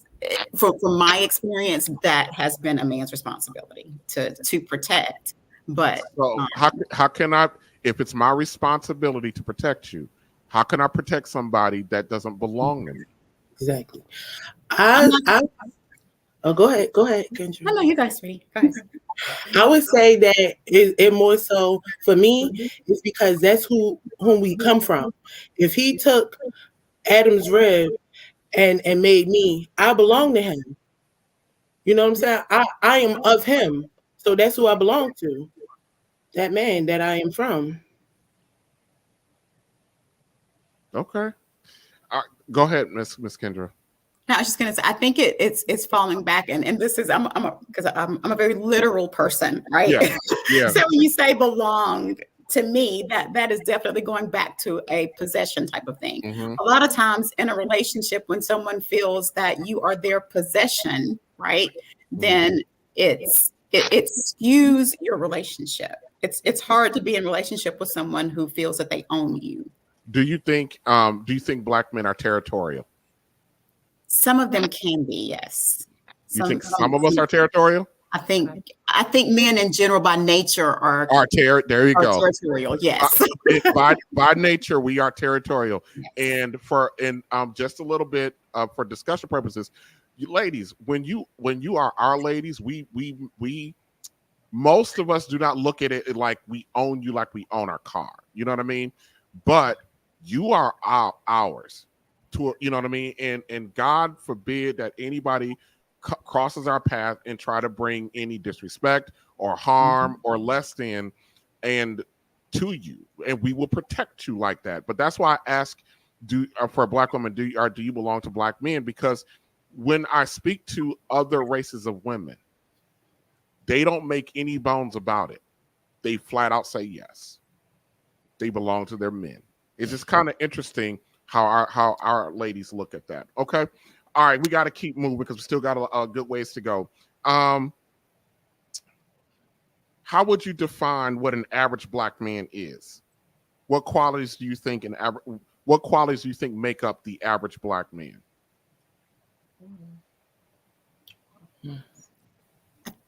I would say the average black man is, and I'm going to say this. I think that you guys are not able to be real. I think in a lot of ways, because you carry so much and because there's so much of an expectation, that men find it hard to be who they are, find it hard to be themselves. So, but I think in the majority of men that I have met, they're great people. You just have to allow them to be themselves and to be able to have that conversation and allow them to be who they are. Allow you guys to be who you are. Be open, be honest, be free. And I think that's what they want to be. It's just society has kind of stopped you from being that. Oh, okay. Miss Blue Diamond, how would you define what an average black man is? One that is free. And in a sense of financially free, mentally free, emotionally free, because I see a lot of men harbor emotions. They're told at a young age that don't be a sissy, don't cry, and that makes them hard as a person. So I think the average black man is, like Emmanuel Cole says, is misunderstood. They come off as aggressive because they're told not to express those emotions. Don't cry, and it's hard for them to show love because at times they may want to cry. Okay. It's kind of interesting that hold on. Let me get some of the other ladies up here before I make my comment. Miss Demesia, I'm gonna put you down for a second, and I'm gonna bring up Miss Kendra. Miss Kendra, go ahead and unmute for me. Hey. Hey. How would you describe the average black man? Broken. Go in there and refrigerator. Broken. The average black man is broken? Yeah. Miss Kendra, why would you say that? Why would you say the average black man is broken? Because society told them that they couldn't be human. Because the society told them that they can't be human? Yeah, they've told them not to feel. Just like Blue Diamond said, big boys don't cry. Suck it up. You being a punk. Don't be a sissy. Okay. Man up. Ms. So Kendra, as you hear that as No, I was telling Miss Kendra I was going to put her down for a second. Oh, okay. Yeah, go ahead. So you end up being with this. You meet this man and he's pretty much damaged, and he doesn't know how to feel. And when you try to have conversations with this man, it's like he goes numb. He shrugs it off. He doesn't really respond appropriately, and you're just like, I just told him how I feel about this, and this, and he does nothing. And then it takes that one tragedy or whatever to pretty much make him snap. Yep. And then all of those feelings start to spill over. So there's a lot of emotional damage that black men hold on to because they've been told by society to suck it up. Interesting. Okay, real quick, Miss Coach Vivica B. We belong to one another. I expect provision and protection, but he also expects nature and peace. Absolutely. He expects just as much from me as I expect from him. Miss Coach Vivica B. Come on, Coach. That is that. There you go.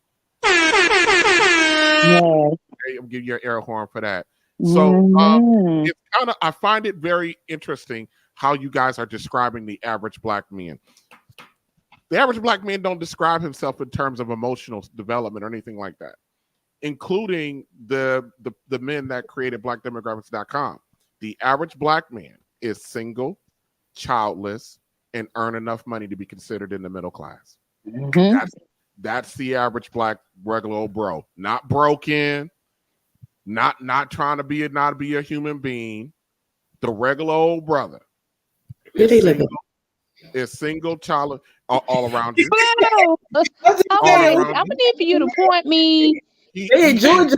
Apparently, they all down in Atlanta somewhere because they in Atlanta. Actually, the average black man is actually, most of us are centrally located, small towns. Let me tell you guys something. Now that you said that, the number one thing I get from a lot of women is the fact that where are they? And I'm going to tell you guys something. I'm tell you ladies something. That's very insulting to most men, because because we say time and time again that the majority of black men are invisible to you ladies. The regular old bro is.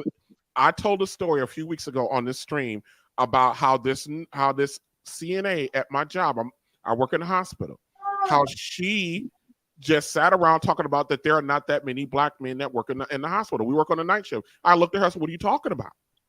What are you talking about? This place is littered with black men. Ain't no black men here. You bought one of a couple handful.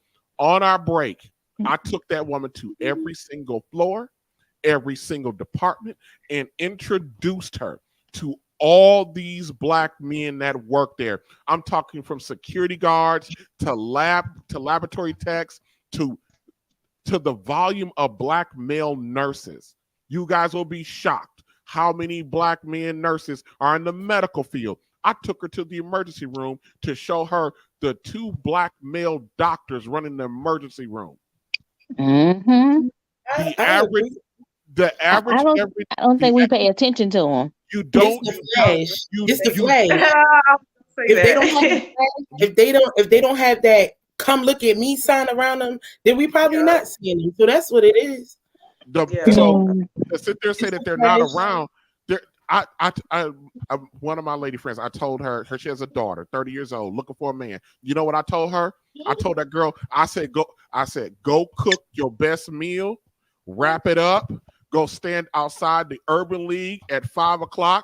And when I said at quitting time, I said you are going to see the employees walking out of the Urban League. The vast majority of them are black men, and they're single as French toast. All you got to do is stand there with something cute, open up that plate of food, let them see all that steam, and say, "Mama looking for a husband," and you're gonna be able to fight them off with a stick. Y'all don't see. Y'all got your pen? Huh? It's down. I'm writing it down. Yeah, write it down. Write it down. You know. Let me go ahead and whip some up. I don't know if our women do not notice the average black man. The average black man is sitting around. Yes, the fact that they ain't got time to be all flashy in your face because they too busy trying to work. They're too busy trying to build something. They're too busy trying to protect what they got. They're too busy doing all of that stuff, but they are around. I'll tell one more quick story before I get onto these rest of these questions from you ladies. One of the doctors in the ER was like completely like awestruck over one of the black nurses. He wanted this nurse so bad, and she knew it, he knew it. And I asked her, I said, why aren't you giving Dr. Such and Such some play? She looked at me and she goes, I ain't trying to mess up my job. Excuse me? That brother, how you do it? Yeah, that 37-year-old brother who worked his butt off to put himself through medical school, he looked at you and wanted you, and you worried about a job that in 3 years he's gonna have his own practice, and you could be his head nurse, keeping all that money in house and popping out his kids, and you could have some trust fund kids in a couple years, and you worried about some stinking nursing job. Come on, baby, get your man, girl. But let me tell you something. Who's all over this brother right now. Becky with the sister. Becky with the good hair. So Becky know what's up. Becky with the sister. Becky with the sister booty is all over this man. She dang near be sitting in his lap sometime. I'd be like, can you please like leave? Get this man some time to breathe. He ain't paying her no attention because he wants a sister. Mm-hmm. But how long do you expect that man to wait? Mm-hmm. Yep, and them 3 years gonna pass, and she gonna still be at that job. He had his own practice with Becky, and then she gonna be like, all he wanted was that white girl. Nah, he wanted you, but you was sitting there looking stupid. Absolutely. So belonging to you, I think that's an important distinction for your man to feel. No, we're not talking about like possessional thing, but we want to feel like you belong to us. And I'm telling you right now, your brothers don't feel that way. Yeah. They don't feel like that. Even your regular old, let me tell you something. I'm gonna say to my monologue. A regular old brother is a hell of a brother. I didn't realize that until I was older. I wanted, I come from a big city, and at a time of rappers and the girlfriend or the girl they was with, just dressing up and being on scene and being seen with them. Mm-hmm. So I believe that that's what I wanted. That's what I saw. I want that right there. Until I got older and saw that those relationships were volatile. Those relationships didn't last long. And as I got older, I was like, no, I want Bob from accounting who got his stuff together and is quiet. Don't laugh at me, but you know what I'm saying, right? Yeah, right. He stays to himself. Nobody's all up in his business, to the point that the relationship wouldn't be a secret, but it would still be private. Okay. It took me a while. But you live and you learn. All right. I got two more questions in this section. Actually, I got more than two more questions, but I'm gonna ask two more questions, and I got to move on to the next section because I don't want to run out of time here. And I'm gonna Miss Kendra down there. I'm actually gonna bring you up in a little bit for this particular question. But here's a question for the ladies: why is it important to you for your man to be your partner? I think it's very important for my man to be my partner because it was times where I was in a relationship and I felt alone, like I had to take over the weight, and I'm young still, so it's like it was overwhelming because it felt like after a while we was just being a leech because I'm doing everything in my power to make sure everything good, but you just stringing me along and doing you. And so I feel like it's really Jasmine, important. you're 27. 24. You're 24. And how old was this fella? He was he's 26, so he was 2 years older than me. He was 23. And you felt like you 21. He was what? He was 23 and I was 21. He was 21, 23-year-old. What 23-year-old man do you know that's got his stuff financially together? I was young. I didn't know better. Let me tell you something. And if I can have one thing for our Black women to do and to take out of your dialogue, the statement, I was young.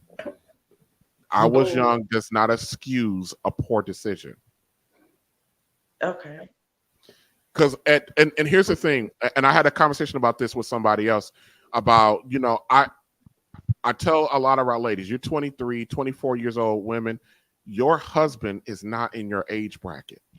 Because that brother isn't there yet. He isn't there yet.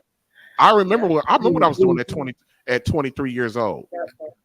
Not enough to have no wife.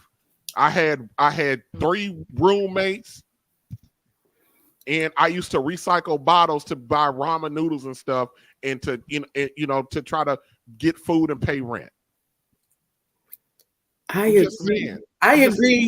I agree with you, TJ, when you say that he's not in our age group. Just to think back, I had I guess a boyfriend, a partner that was about 10, maybe 11 years my senior, and my mom could not stand him, but I was like, I want him because he already had everything together. I would think I was about 20, 21. He already had everything together. He had the house, the car, everything, a great job. So, and I was like, I don't have to worry about him saying he can't. That's one thing I hated growing up. was the I can't do. If I ask you Don't to, no woman want no man go to their man and he say I can't. yeah, like That ain't got nothing to do with no age. That's across the board. but I mean, still, you have nevertheless, Miss Lisa down here, 61 years old. If her man came to her, she go to her man with some. She don't want to hear I can't. So I talk to guys like that. I say, don't ever tell your woman you can't. Even if you can't, don't tell her you can't. You tell her, I'll figure it out. Yes. yeah, that probably would go over smoother than, I part. can't. Not right now. I can't. I'll let you know. No. Your We'll job see. is yeah. I can't. Yeah. Yeah, don't tell And me you trust me, can't. That's like saying just no, period. yeah. And so you come back to the I can't when you've gone out and done everything you could. Then you come back. But you come back with the here's what I've done, here's what I've tried. I ain't got no other avenues. Baby, do you got any other suggestions? That's where the helpmate comes in at. But I want to get back to the question. I'm going to bring up Miss Kendra. Why is it so important for most of our women to feel like they're partners with their men?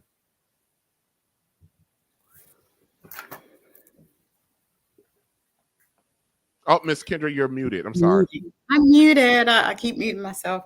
I'll say this. After my separation, one of the main reasons or one of the main things that I look for in a person now is a friend. I need someone who I can rely on as a friend, because that is where our foundation is going to come in. That allows us to be partners, to be able to discuss any and everything. I want him to be able to be fully who he is, and I want to be able to be fully who I am. So in order for us to come together and to be successful in a relationship, we've got to be partners, and partners should be able to share who they are completely. Okay. Miss Kendra, I don't have your sheet in front of me. You have children, right? Yes. Okay. Partners. Okay. So let me ask this question. Do you think a man should be responsible for his woman and his family? Yes.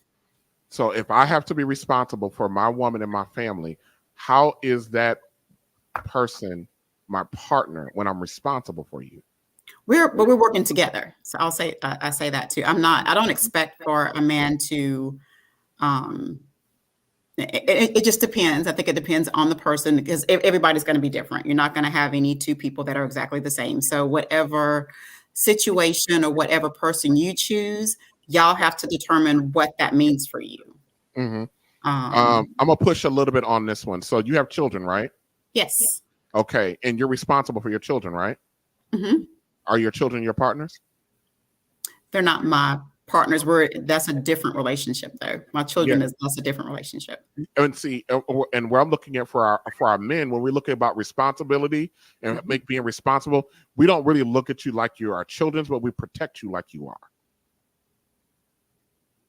Okay. I can see that, but you still have to have that. I think that's where the breakdown a lot of times comes in, right? So you have one person expecting one thing out of a relationship and another person expecting another thing. If you're not able to communicate effectively on what both of you need out of the relationship, then again, you're together, you have a relationship, you have a man, you have a woman, but how fulfilled are you in that relationship? And one of the things that we're not doing on a regular basis is having these hard conversations about what that looked like. And I'll tell any lady that and some women get offended by this. You're not my partner. That doesn't mean you're less than. That doesn't mean you're less than me. That doesn't mean you're not as valuable to the situation. You're just not my partner. I'm responsible for you. You're not my partner. But a lot of men with old school way of thinking, they look at their woman as people that they have to make sure is okay. I got to make sure you are okay. Therefore, I'm not looking at you as my quote unquote partner. I talked to my great grandmother, my actual grandmother before she passed away a few years ago, because her and my grandfather were married for 60 years. And I talked to her about the term partner, and she literally got offended. But even though she had to work, bring home a check, and help with the financial load in the house. They had 6 kids. She never looked at my grandfather as her partner. She goes, "That's not my partner. That's my husband." And so let me ask, can I ask you how go you ahead. define? Can I ask you how you define partner? Partnership to a lot of men, when we hear the word partner, we hear 50-50. We're on the same page, the same level, meaning that if we're both the drivers of this car, and that's how we hear it. When we hear partner, we hear that. We hear somebody who wants to be, a co-CEO with me. I don't want a co-CEO. There's only one captain of this ship, and that's me. That doesn't mean your role as my helpmeet or my support system. This is kind of how I, and this is a little bit extreme analogy, but if we in the house and we got kids, something goes bump in the night, or somebody wants to try to come through that door, I'm gonna go see about that first. If there needs to be a tussle, I'm gonna do that tussle. Your job is to get you and them children out of there. You are only to fight if I fall. You're the last line of defense. It's for like the family. It's like why?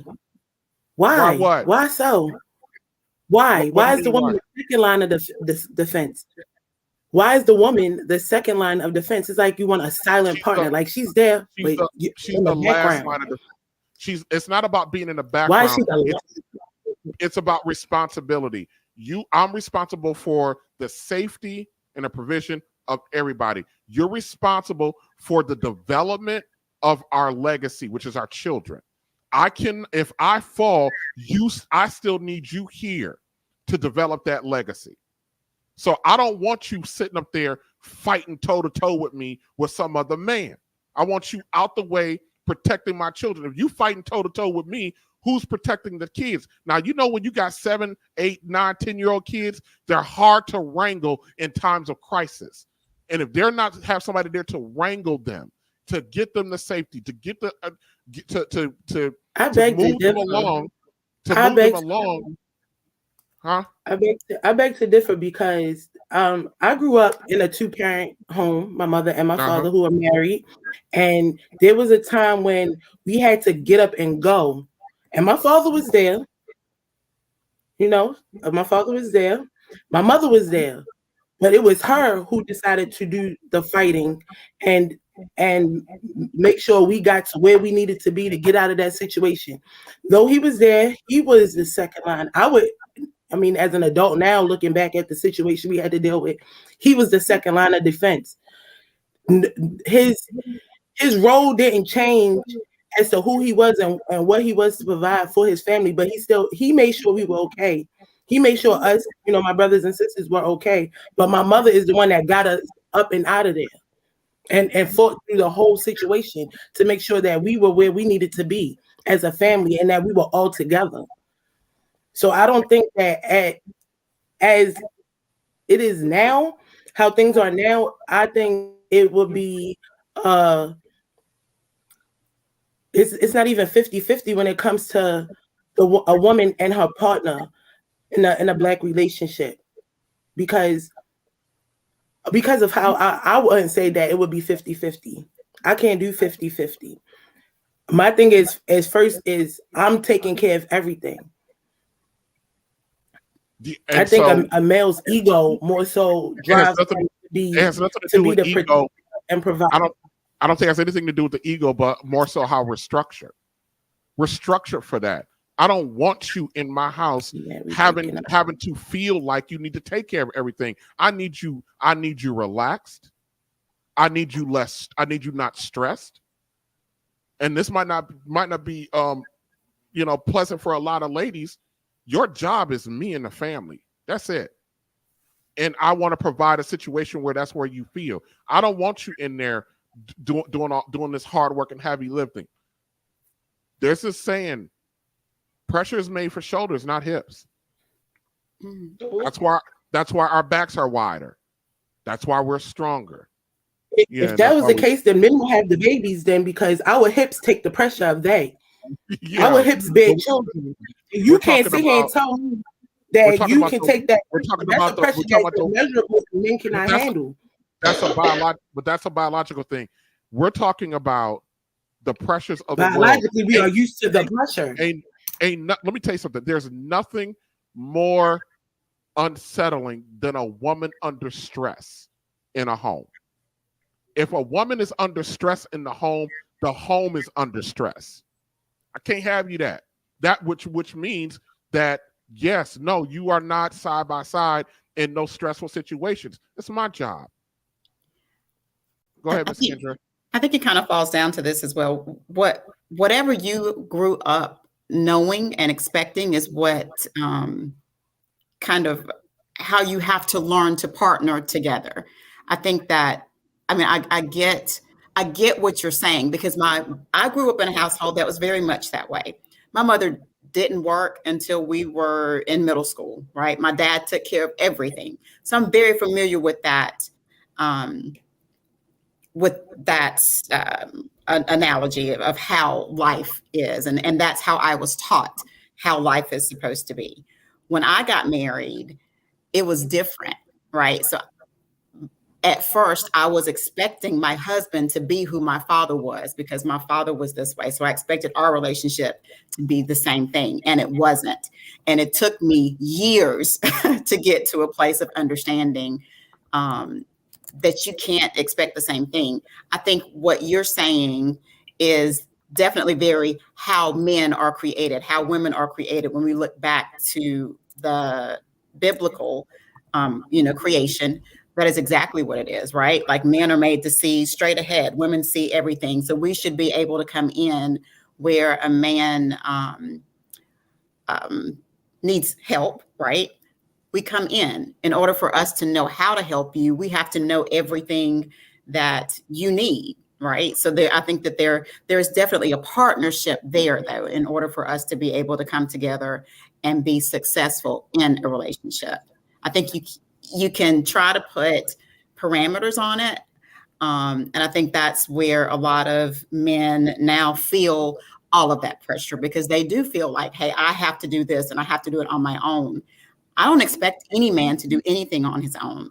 I'm here, right? Lean on me as well. We have to be there for each other. If I can't trust you, if you can't trust me to be here for you, then what good am I? I'm not able to be your helpmeet. I'm not able to be who I need to be for you as a woman if you feel like I'm just your responsibility. Does that make sense? Yes. But that's where I talk about your job is me and the family.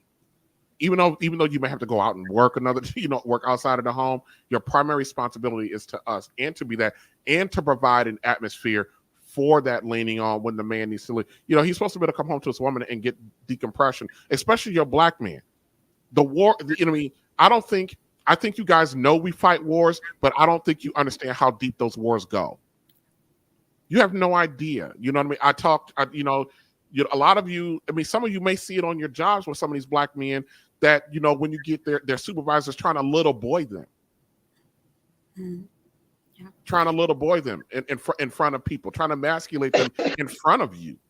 I had a supervisor one time when we were working in the office. I was one of 2 or 3 black men in the office that worked in the office. And I was very social with the sisters in the building. In the division. I'm a big fan of trying to, at least in the work environment, have some harmonious, trust amongst people that look like me, even the ladies. My supervisor came to me one day and she was like, "You need to keep your harem away from your desk." It's my supervisor. Mm-hmm. How do you think I responded to that? No. This is my supervisor. Yeah. I looked that woman dead in her face. I said, "First, let's get one thing straight, lady. Don't you ever refer to those black women as a harem. They're not a bunch of hoes circling me. Second of all, don't ask the one of 2 only black men in this department to not talk to his black women. That will never happen." And I said to her, "I don't know who the hell you think you hired, but I'm not that dude." Now, a lot of brothers wouldn't do that, you know what I mean, because they're jeopardizing their job. But there are some things in my world that are beyond a paycheck. That are beyond a paycheck. So, you know, all right, let me move on to the next couple questions. All right. Should you compete for a man? No. Why are you saying no? Why are you saying no? Compete? It's already a competition. It's already a competition because you're not the only one that man is that's looking at that man. So it's a blind competition. Every woman that shook her head, I just brought her up right away. Why don't you think I'll say this: men are natural hunters. Y'all know what you want, right? Exactly. So, and women likewise. If a man, why should I have to? I'm not going to compete. Because, why not? For what? It's already. I don't have to compete. What do you mean you don't have to? Why don't you think you gotta compete? You don't even know you in one. You're competing anyway. You're competing anyway. I'm not even if you don't see who the competition is, you still competing because you see that you saw come out the barbershop and he looking real clean cut or whatever. You're not the only one that saw him, so it's a competition anyway. And he's not the only one who saw me, right? You're not, but you just don't see your opponent. So it's a competition whether you realize it or not. So yeah, you gonna put I think if a man chooses, that's what he wants. If you want someone else, then go to someone else. I'm not competing for you. I'm not. I don't have to. Miss Jasmine, I gotta mute you for a second because there's a lot of feedback. You're not gonna knowingly compete for someone, but nevertheless, you're still competing for them. Right. I don't understand. Like I gave the example of the Becky with the sister booty with the doctor. She know that doctor wants that black nurse, and what does she do every day? She wear very tight scrubs. She put on perfume. She's always in his space. And this woman then changed her schedule to make sure she working when this doctor's working. You think that woman ain't competing? She's choosing to compete. It's always but he's not choosing her. He's still looking at the other nurse. I mean, that woman gonna wear him down. When a man wants to settle down, he will settle down with what he wants to do. If I have to compete for you, that means I'm going to be competing for the rest of my life. If I have to come, if I'm worried about, okay, so if she wears something tight, what about the next lady who wears something tighter the next day? If that's what you want, go get that girl with the tight thing on, or with nothing, whatever it is. I'm not going to compete with that because that means what it does to the woman is it's going to wear us down because we're constantly wondering, oh my God, what do I need to do? How am I going to make him happy? How do I need to change myself to make him want me? No, if you don't want me and you appreciate me for who I am. Why don't you want to give your guys something to be excited about? Oh, I do. And I will, but I don't have to compete for that. You know, but men have got to compete for you. They don't have to. I mean, if they choose to, they don't have to. They don't choose to. If I'm attracted to a man and he gets my attention, then he has my attention. Well, everything with the man is a competition. We already know that. We ain't got no problem with we ain't got no problem with no competing, but competing from a female level. Let me explain something like that. Becky with the sister booty. So I'll just call her Becky. Sister booty, I love it. She do the girl. I'm like, whoa, wait a minute. Where they making y'all at like that now in the factory? Didn't that? But when this particular nurse wasn't even, that doctor was not on her radar until she understood he wanted that other nurse. So she created competition. Oh yeah, well, but she decided. Well, maybe I'm just assuming because I don't know and I don't talk to her about it because I'm not talking to Becky about nothing. But maybe in her mind she thought she just could have him because she just worked in the department with him. But the moment that she knew that there was another, I don't think she understands that the doctor doesn't want that lady. But she's competing. She's putting herself out there. She's making herself physically appealing. This woman, I saw her last week. This woman brought in soul food for this doctor. I think it goes back to what you said, though. The doctor doesn't want her. He doesn't want her. Right now, Sister Becky ain't a bad looking white girl.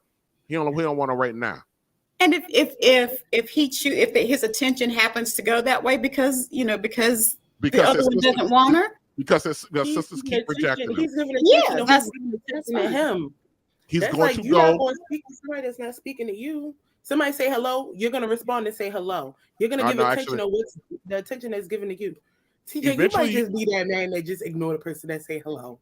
Who, me? I speak to everybody. He's going. I'm a big fan of going where you want it. You know, a lot of times because our women, think that in general think that they Miss Kendra think like you think that why should I have to compete? But men want to be desired too. And competition from a woman is different than competition from a man to a woman. It's different. It looks different. But to sit there, let me ask you this question. Is there a kind of man that is worth competing for? And maybe I think we're getting caught up, or maybe I'm getting caught up on the word, right? So to me, compete is like, okay, you've got these two ladies here, and both of us are going in for this one man. Mm-hmm. I hear you saying, I appreciate, there's any black man who's ever met me, right? I'm going to appreciate you. I'm going to respect you. I'm going to treat you as a king. I don't care whether we're in a relationship or what. That's just my nature to honor and to respect the man, right? Mm-hmm. But it's like you said, I'm not going to go somewhere where I'm not wanted. If I can feel, and that's, I have a very different view of relationships because I don't care to meet someone off bat and then, I want this person to be my man. I don't know if I want you to be my man because I don't know you well enough. I need to see how you are and see who you are. And I want you to see how I am and see who I am before we decide that we need to be in a relationship together. You're not getting a title without me knowing who you are, without me knowing those things, because that's where a lot of this misconception and things like that comes from. It's because people are just basing it off of, you're going into a relationship off of menial things. I like how you look. I like how you cook. I like the clothes you wear. Things of that nature. That's going to go away. You know that person on a different level. So I think the competition to me, and I hear what you're saying, and I completely agree with that. That should be, I'm going to honor, I'm going to respect, regardless. So that it's not like he's not going to get that from me. I'm just not going to, if you're looking for me to come to you and you're giving your attention to 10 different women, give it to 10 different women, but I'm not yours. I'm not going to compete per se for that. Because you know what you want. You know what you want. Fair enough. One final question. Hold on, ladies. One final question for this segment, for this section, then we got to move on to the value of strong independent woman section. One question. Okay. Every last one of you, I think, except for one, stated that Black women shouldn't settle. Why in the world do you think you shouldn't have to settle?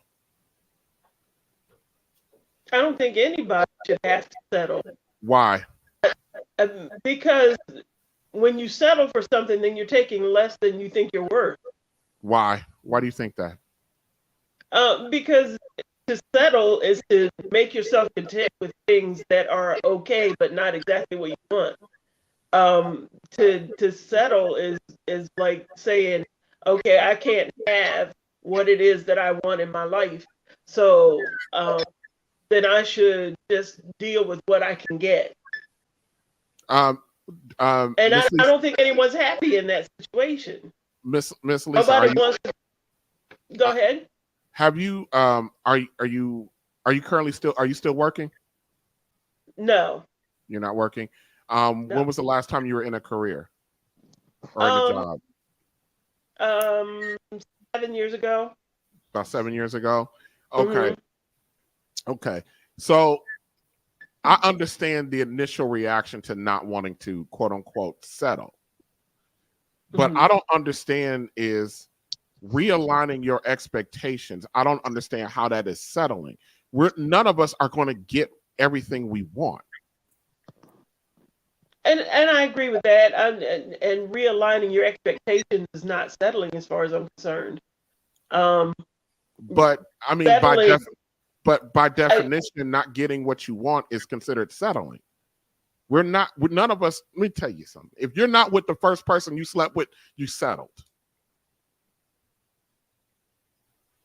I don't see it that way. I think it's more so of what you're settling for and whom you're settling for. Because it's just not gonna be a Joe Blow. Oh, he cute. Oh, what happened? Yeah, some of you ladies. There we go. Some of you ladies made the statement on here. I asked, would you stay with a man who made significantly less money than you? And a good number of you said no. But what if that man was the man that's ordained for you, but he made significantly less money than you and you wouldn't keep him? Is that settling because you got because of his profession? I don't see it that way. I don't see, if he makes less money than I do, but he's a good man and he takes care of his home and he looks out for the things that a man is supposed to look out for in a relationship, that's not settling. Right. Yeah. And he taking care of home. What do you guys consider? I mean, maybe you guys answered and I just didn't hear it clearly. What do you guys consider settling? For me, I think settling that. So I think everyone has their basic needs for them in a relationship.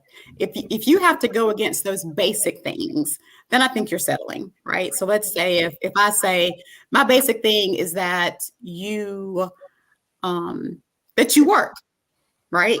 Like, I'm not saying how much you make or anything like that, but just period, just that you work.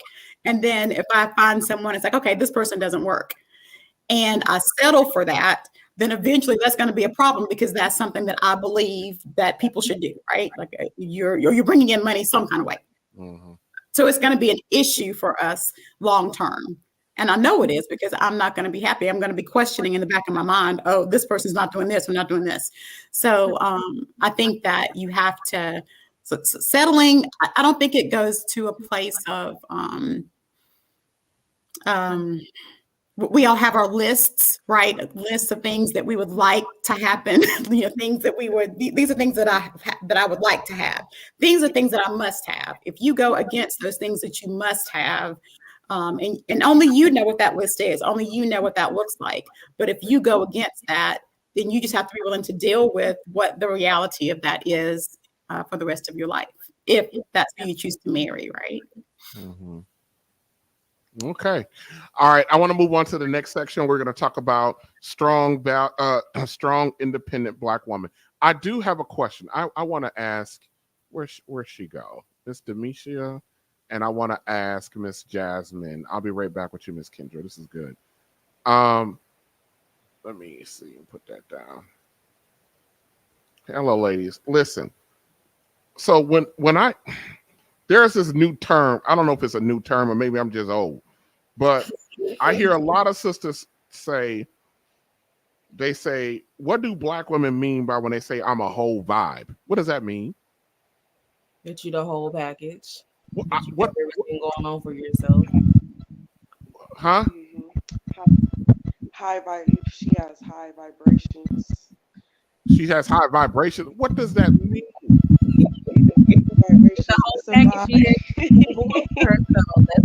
Hold on a second, Miss Jasmine. Something's wrong with your audio. It's like thumping. Hold on a second.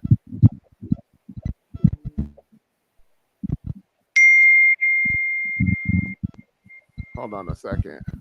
Miss Jasmine, do me a favor. Log out and log back in, okay? All right. So now say that again, Mr. Misha. What does it mean by a whole vibe? I don't understand. Is it get you the whole package? So nowadays, when people say their whole vibe, it's like saying I'm the full package. I got everything going on for myself. I'm the baddest of the baddest. That's what people mean when they say that. that they're the baddest of the baddest, Yeah. but you're a whole vibe. Yeah. So what does that mean for a man when he hears that? I mean, how should we take that? Well, I can't say how a man's gonna take that when he hear it, but I guess when people say that, they're just letting you know, you come over here, it's gonna be a fun ride. A fun ride. Yeah. A lot of brothers don't mind a fun ride. It's gonna be. I'm just saying. I mean, is that all we? No, it's not all that you should look for. I think when people say that their whole vibe, you got to really sit down and look at the principles. Like for me, if I was to say that, I'm gonna say maybe I'm a whole vibe because I do whatever I need to do to make sure that my responsibilities are met. I pay all my bills. I take care of myself. I take care of my business. I take care of my family when I need to and things of that nature. I held my responsibilities and I hold them well. So that's what I would say. So you're a whole vibe if you're being an adult. That's what a lot of people would classify it to be. You take care of your responsibilities nowadays. That's what we say in our age category. Is it right to say it like that? No, because you're just doing what you're ultimately supposed to do. Be grown. Yeah, I hear women in their 30s and 40s, and which is my age group, saying that they're a whole vibe. I'm like, I don't even know. What am I supposed to do with that? I don't know what to do with that. And you guys talk about what you. Okay. All right. Let me ask you guys. Let me ask you a question. Yeah,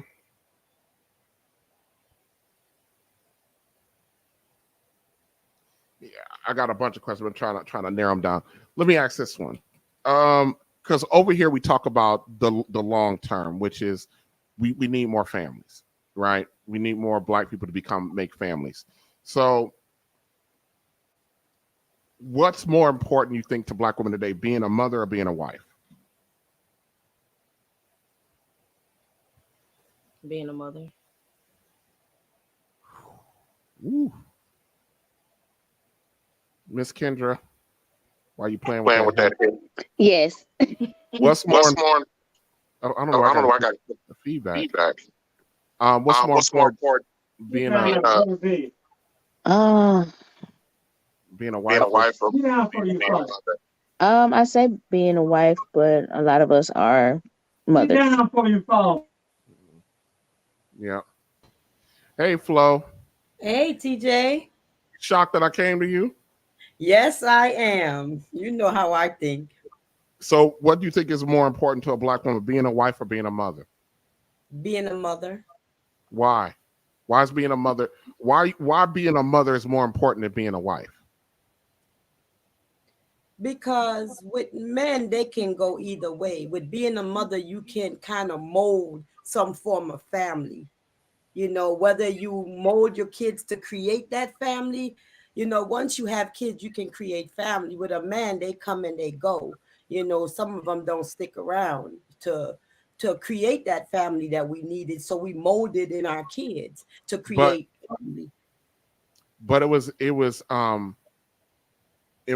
was more important to go out and become a mother than to try to create a legacy with the man first being his wife. I mean, because to a lot of people, Flo, that comes across backwards.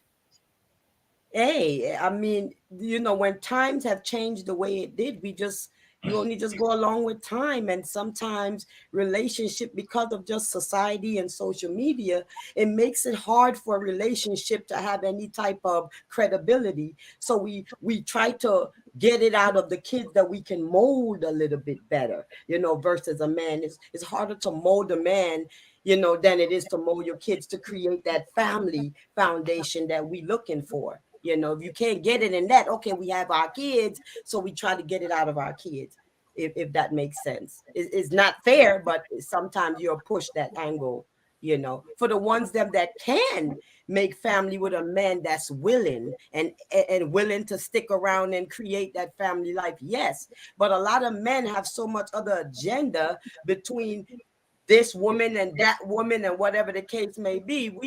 I'm gonna just go ahead and make my family to the best of my ability if that's what I want. Okay, Miss Kendra, same question to you. Why do you think it's more? What's more important, being a wife or being a mother today for Black women? Oh, you got to unmute, Miss Kendra. I'm sorry, I keep doing that. I think it's equal importance. If you're in a relationship, you have to learn. One thing that we have to learn how to do is to balance, right? And that's balance all areas of our lives. It's balancing your relationship with your husband, with your kids, with God, and with yourself. Because if you don't take the time out even for yourself, then you're not able to be who you need to be for anybody else. So I would say that it's definitely of equal importance. But what if you're put in a predicament where you have to choose? Which one will you choose? I think if you're in a relationship, right? Like I think the way that I was raised and the way that I did, with my kids, or I was married to their father. So, there was never a point where I said, oh, well, being a wife is more important than being a mother, or being a mother. I'm both. There's not really a place for me to be able to say I have to be one more important than the other. I'm going to do my best to be both. If it came down to it, I guess, if you're looking at, if you're in a dangerous situation, right, something like that, I think you have to look at that and consider what you need to do. You definitely shouldn't be in a situation where the man, or if you're in an abusive situation with your husband, that's something you need to get out of, right? Situations. Yes. Situations. Situations. Different situation is gonna call for different things. But in my mind, when I boil down to it, to create family, who do I need more? I need a man to give me them kids. I can get that, but family, I can mold. I can mold my kids to my best ability. You can try to. Some kids are very, Let me ask this question, Flo. In a traditional sense, what is a family? What makes up a family? A man, a woman, and the kids that they. So how do you call a woman and kids family when the other component is not a part of it? But what are you to do when you might have a situation where that man just don't want to be in a family? So we create it for ourselves. You don't have to have a man to have family, is what I'm saying. You need him to get that child, but once you have You that don't child, you don't need a man to have a family. Really? you need a man to have to have that child. But once you get that child, family can create anyway. If that man don't stick around, let's just say you go into it thinking, okay, you have this child with this man. You initially wanted a family. You had a child with him. But what if something down the line just don't go accordingly and that man steps away? Is either another man going to step in, or you going to mold what you got to get what you want? Family. My kids can have kids and create family for me. If that man decided he don't want to be there no more. Men don't always Why do stick you around. think? Why do you have the belief that men? Now listen to me all the way through. Why do you have the belief that men don't stick around when the majority of the people who leave relationships and marriages are women? Women file their divorces at an 80% clip. I heard the word to use. It's so many reasons why a man we will have to leave. Sometimes, yes, we might have to leave. So no matter whether I have to leave or not, I still got to create my family. That don't stop. Now I might have to leave you because I found out you're a cheater, or you are doing too much on the back end, and I find that out, and I wanna abort ship. I'm glad you asked that statement about cheating. And we're gonna go off a little bit, then I gotta come back real quick. So why do our women get so upset in general about cheating when the vast majority of you are sharing baby daddies? I mean, half of the time when you have kids with somebody, you think you know all the details to it. You really don't. People are deceitful, men, women. Some people just come at it very deceitful. Like the lady say, be honest. A lot of people are not honest. They are highly deceitful. So by the time you figure the stuff out, you got a whole cheater on your hand, or you got a man that's been high. Okay, back to that. When they say men certain amount percentage of men are single and this. How many men, like I say, are responsible for a child that they create? A lot of men can walk away and not even have the responsibility for that child. But can a woman walk away? We are Yes. tagged. A man Yes, can you are. just say Yes, you that can. ain't no. A man Yes, you can say can. that ain't my child, Yes, and you can. nobody really gonna pay attention. A woman Yes, will you raise can. that child. You can absolutely walk away, Flo. You decide if a kid gets born or not. A man don't decide that. Exactly. That's why You the can give your percentage for you can us give and your the percentage you for can you give is your different. child you can give your child up for adoption without even getting the father's consent. And one of the reasons why it's so easy for a man to walk away is because our social and justice system has made it very hard for men to look. If you and I, let's just say you and I, because we know each other, Flo, you and I have a child together. Let's just say something, and the child is in your primary care. You have the primary custodial of the child. Something happens to you. Do you not know that I can't automatically come get my kid, even though that's my kid? I'm gonna have to petition the court to get my kid, either from your relative or from the system. But that's not the case for you. TJ, but I'm talking about the So that's percentage why it's that so we easy talk for men to about. walk away, is I'm because the talking structure about the is set up for them percentage to that walk we away. talk about, that men are childless. No, men are only percentage that way because they can walk away without being responsible for that child. We What is the can't. percentage? So we are tagged automatically with What is that the percentage. do you know the percentage of black men that don't have children? Hold I on, will Flo. never know. I don't want to Okay. know. I just Hold on. don't believe that more men are childless than we are. Half of the women on this panel, they don't even have kids. So to me, the percentage can weigh. It can tilt, either way. A man can simply walk away. That ain't my baby. He don't have no responsibility. A woman have to have that child. So Why are our women having kids with men who would walk away? Hold on a second. We don't know they will walk away. I'm gonna get back to that, Flo. I want to ask this question. Hold on a second, Flo. Do you ladies know the percentage of black men that do not have children?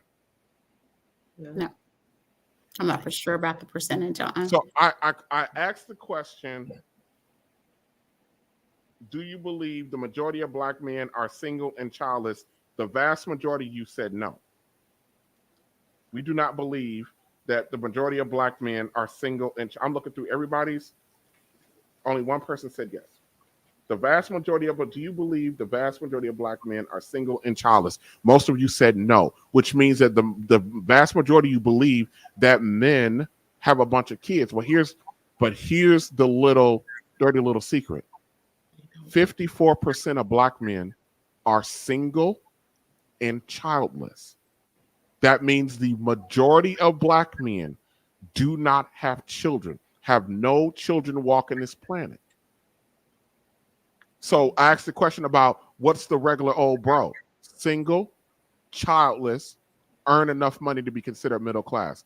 The average black man earns about 21 bucks an hour. That's about $42,000 a year. The average two-family household income in this country, believe it or not, is only $66,000 a year. And your black man makes almost 60%, a little over 60% of the two-family household. Your black man makes money. And the other thing that we don't talk about when we talk about money and the fact of earning, because $40,000 is not a lot of money. But we don't talk about what that $45,000, what job is attached to that. Most of your police officers, your firefighters, your school teachers, your social workers, I mentioned the Urban League, your community service advocate. These are all jobs that most black men carry. And they all are professional jobs. They all are jobs that are invested in the community, and they're only earn $40,000 a year. There are black women out here who will not take a $45,000 a year person, and that guy is a teacher. And they talk about they want him to level up. How do you expect a teacher to go level up when, if you actually know anything about education, teachers have the most education of any profession out here. They have, for every level that they want to go up, they got to go back and get another degree or another certificate. But their pay don't go up. But they have high quality stuff. There's a brother on YouTube that I call him the YouTube principal. His name is Tyrell Key. I call him the YouTube principal. All he does is talk about this stuff. Mm-hmm. So the regular old brother, we talk a lot about black men walking away. There's a large percentage of black pookies out here, but according to the CDC, you have to forget now, 33% of black men are married. Most of them with children. According to the CDC, they did a survey of white women, Hispanic women, and Asian women, and they talked about all their different factors of men, and every other race of woman picked a black man as being who would be the best father and the best husband. And the reason why they said that they would be is because they have a sympathy for their women because they were raised by women. Mm-hmm. So this narrative that the majority of black men, and also that same study released that black men pay their child support at an 80% clip. Mm-hmm. We also the highest rate of child support payments. Now, so we talk about the men that are walking away, the serial. I did a whole stream last week on that. I don't know if you guys know about that dude, that 7 baby mamas, 7 kids, and he don't want nothing to do with them. He was all over YouTube. Let me see if I got that. I saw that. Let me see if I still got that loaded up in here in the system, because I got to take stuff in and out. Yeah, that's the one who said he didn't want any of the kids, so he didn't feel like he should be responsible. Hold on a second. I'm gonna play it real quick. Hold on a second. I'm gonna play a little bit of it. Got 7 kids and 7 baby mamas.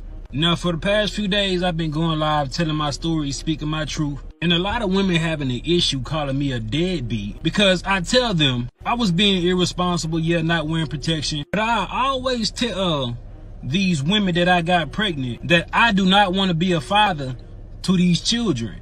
And I offer to pay for the abortion. Majority of times, they'll either take the abortion or they'll take a plan B. But only the...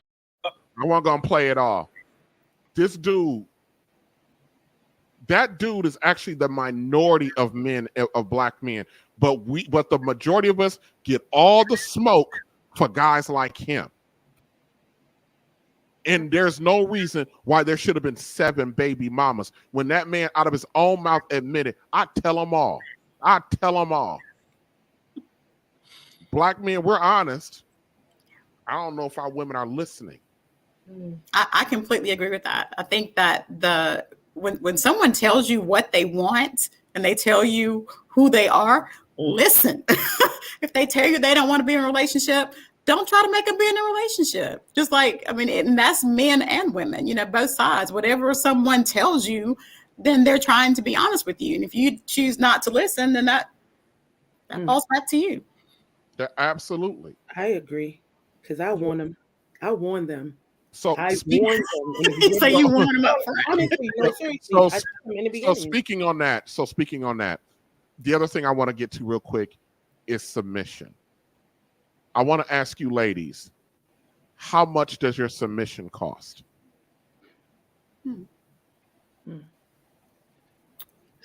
How much does it cost? That's an interesting question. How much does your submission cost? How much does it cost?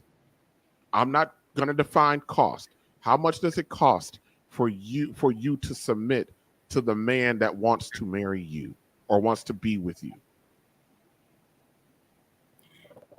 How much does it cost? So I can say if I have chosen to be with a man, and if we're going back, so there is a mutual, if I'm going to submit to you as you submit, right? So it's not necessarily to me, but I think there's a balance there. I have no issues submitting. I don't think that there is I don't put a negative connotation to it.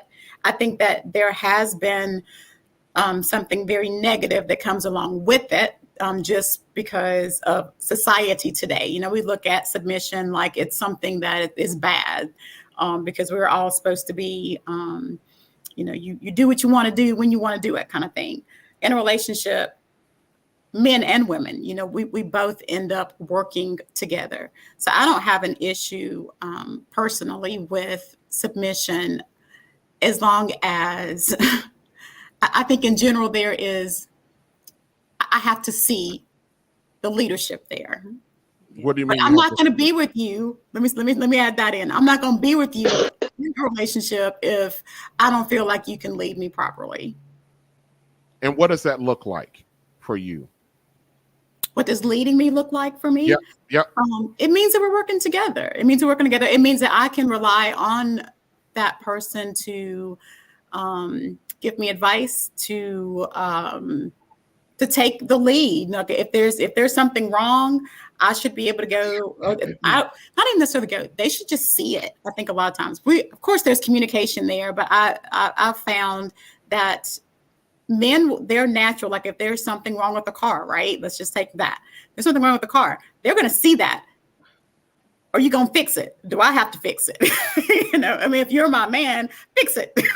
like take it. Cause I don't know, take it and do it. But, yeah, leading, I prefer a man who is stronger and able to lead. I think there's a certain comfort level that comes with that, but there is a fine line, because you can have some people who look at submission, or some men who look at that in a sense of going back to what we were talking about earlier, ownership, and you do what I told you to do because I told you to do it, and it's like, no, like that's not what it is. But I think it's just a mutual respect. I see it as you can't tell me what to do if you can't tell me what to do. If you don't know what's going on, how you going to tell me that that's what I should be doing? You're not going to tell me that I got to make something. Okay, just an analogy. I got to make the sandwich this way. If you putting the meat on first, where the heck is the bread at? Like, what are we putting this on? Where's the foundation? If you don't have a foundation for me to lead from, how are you going to tell me what to do? How do you know what leadership looks like? How do you know it when you see it? Or are you just off rip? Stable, just being stable in himself. 54% of black men are single, childless, earn enough money to be in the middle class. The regular old brother is single, childless, have enough money to be considered middle class, which means that brother ain't in his mama's basement. Why are you talking to any man in his mama's, aunties, cousins, sisters, baby mama's basement? Why are you doing that when 54% of your brothers are not that?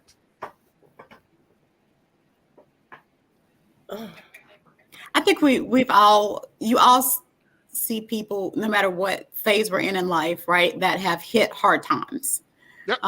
And because of that, a woman naturally, I'm not going to say naturally, it depends on where you are in life and who you are, but I think a lot of times we look at a man's potential when we see them from the beginning, right? Like, so if he's already at a certain level, great. But if he's not, then we do see the potential that they have. So a lot of times if they're in a situation maybe not as favorable financially as we would like them to be at the moment, then we will, sometimes look and say, okay, well, this, we'll try to nurture that person, try to help that person to be, but sometimes you would just find men that just aren't going to, they don't want to work, they have no desire to work, right? Not the majority, as you're saying, but when you face that, yeah, I mean, I'm going to make a statement. You guys react to it how you want. I'm going to make a statement. Okay. If you are a lady that's a black woman over 25, you cannot afford to deal with a dude based on potential. Mm. Because let's keep it a buck. And I don't care about medical science. What can the outliers? Women, you have a different time frame to get your stuff together. If you want a husband and a family, your time frame for that is very short. A man can produce that up until the day they put him in the ground. So you're 25 years old and you're looking at I said earlier today that a lot of you ladies that are 25, 26 years old, your husband is not in your age bracket. I'm not sitting here advocating for like severely old, age gap dating or something like that. But women by nature they want a man to be rooted. They want him to be somewhat established. They want him somewhat mature. You're not getting that with a 26, 24, 25-year-old dude. Guys don't come into their own. Believe it or not, men don't start coming. They don't even start coming into their own until about 30, 31. Where they can even begin the process or the thought process of talking about bringing on a woman, providing a family and everything that goes with that. So why are we looking at our men, especially if you are in my age group, I'm 40. So if you're looking at my age group, if you're a woman in my age group, ain't no way in hell you should be looking at no potential, because that potential should be there already. Not to say that people don't fall on hard times, not to say that we don't go through ruts and stuff like that. If I hit a snag at the age of 40, do you not know it will not take me a year or 2 years to get up out of it, because I done been down that road already. I done been through 4 or 5 ruts in my 20s, maybe 2 or 3 in my 30s. Ain't no way in the world I'm going to hit at 40, you can see a rut coming.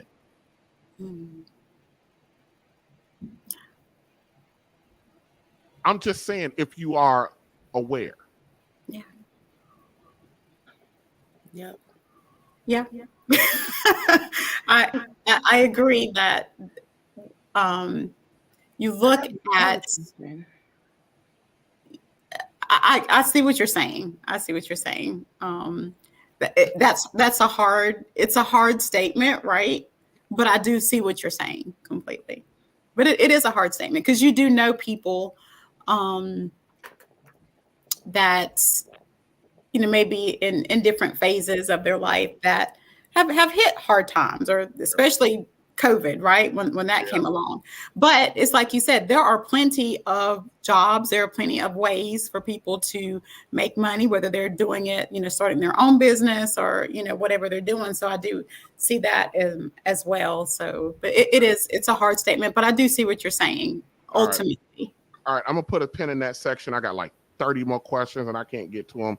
I want to jump to probably one of our more controversial sections, and I'm only going to ask a couple questions in this section, and then I'm going to get to the big one that I want to reveal. Here's the thing: the package deal. Why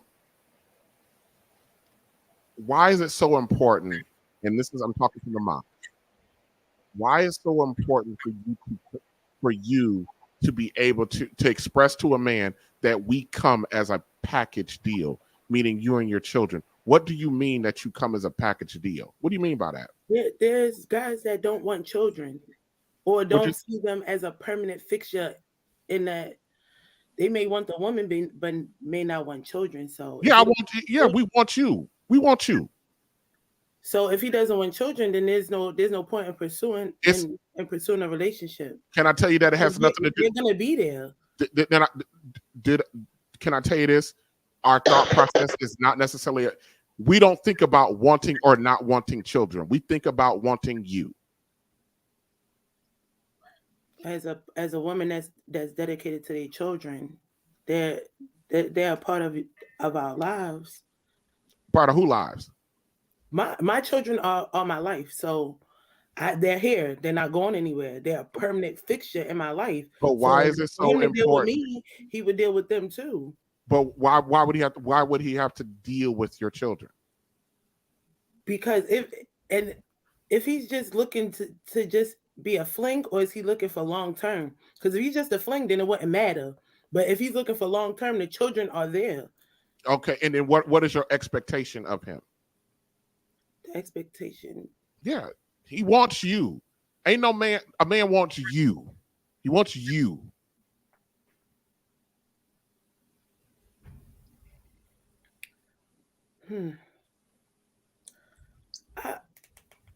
I wouldn't expect him to treat him as his own, especially if he's someone that doesn't have children, because he wouldn't know how to. He doesn't have children. But to accept that they're there, not to be dismissive with them, but accept that they're there, and know that there's a time when we're all in the house, we're it's family night or whatever, and we're having dinner. I'm taking care of dinner in the kitchen, but the kids is doing whatever in the living room. They arguing that whatever. You could be a moderator. You can mediate the situation and calm the children down, and not just sit there and let the kids argue. I guess to just be the adult that's there. So, okay. Let me ask You this muted, question. Maggie. Maggie, you need to unmute. Are you unmuted? Hold on, let me see. Hold on. There you go. You're unmuted. Hold on, let me see if it's connected. Oh, there we go. All this time, can you hear me now? Yes, we can hear you. All this time I've been trying to talk. OMG. All right, so I wanted to play devil's advocate because I don't have any kids. So like my standpoint, and when you got to the question of settling, that is my settle. I don't want a man with children, but I will settle for a man with children. And it would be under certain stipulations. He would have to be a good dad, which would in turn take him from being a all the time boyfriend or partner. So for me, when it comes down to me being the step parent, I want children. So for me, it's like I've been in a position where I was the stepmother and couldn't really be fully the stepmother. So I had to kind of play the background or whatever. That's what kind of gets me away from wanting to be with a man with children. So I kind of get what he's saying when it's you pursue the man or to pursue the woman, because I do pursue the man or pursue the. In my case, I date both sexes, so I pursue the man or the woman. But in that case, it's like when that happens, I don't really necessarily know what my role is going to be with that child until I'm in it. And I don't necessarily want to be anybody's mother because I want to be my own child's mother, if that makes sense. Okay. So I kind of get where men come from with stepping in as stepdad or whatever the case is, or the other authority figure. Is a extreme gray area when you get there. You got to have all of these rules is defined, and situations you can't address situations really until they happen, because it's just the most unpredictable situation, honestly. Yep.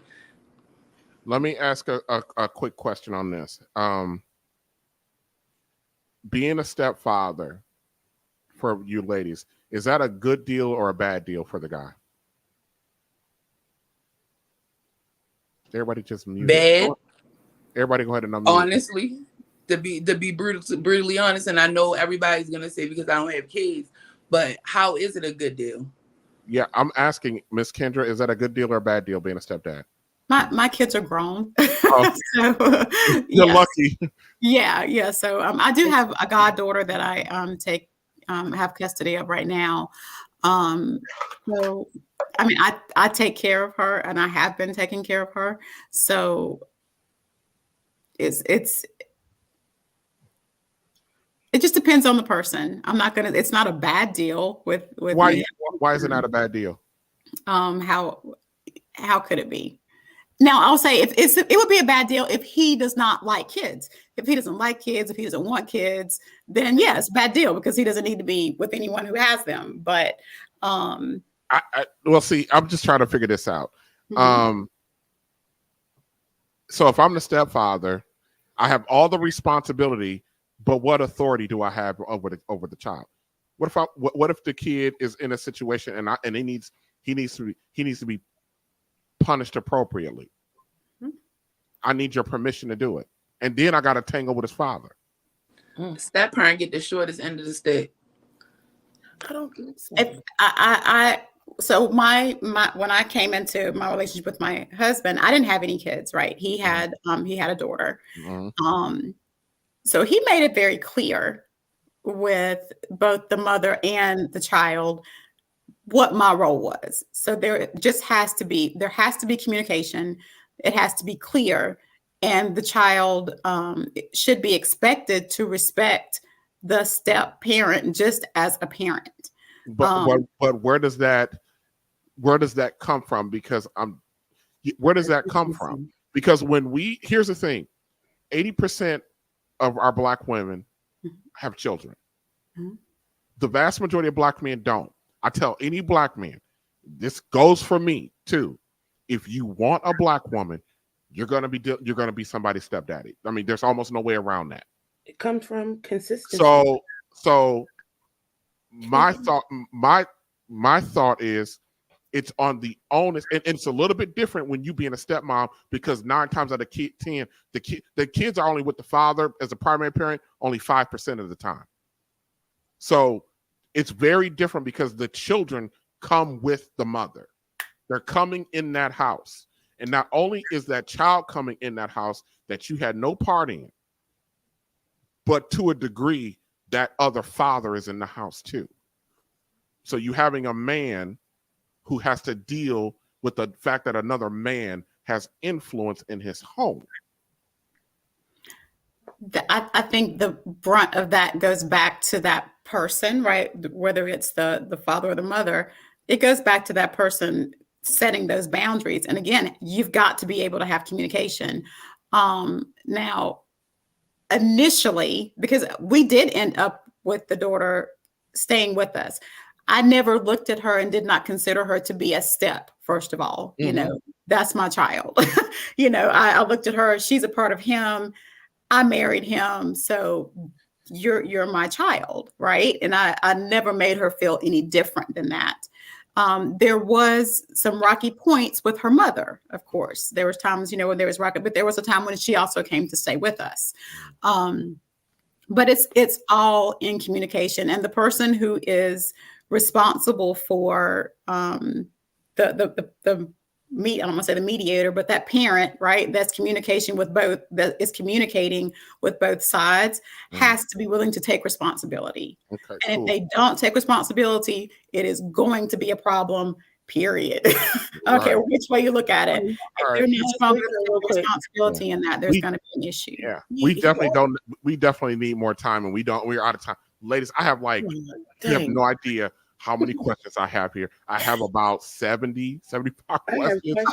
But I'm going to hit you guys with our last subject, and I'm going to ask one question in that subject because I need to get to the Q&A because we've been on here way too long. So here's the question. The subject is child support. Here's the question. Are y'all ready for it? Go ahead. Yeah. Okay. I'm giving a dramatic pause for this question. Here's the question. Who deserves child support?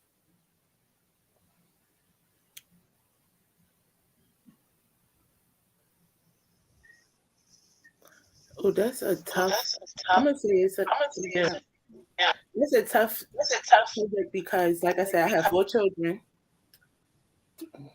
three different fathers, and none of them are on child support.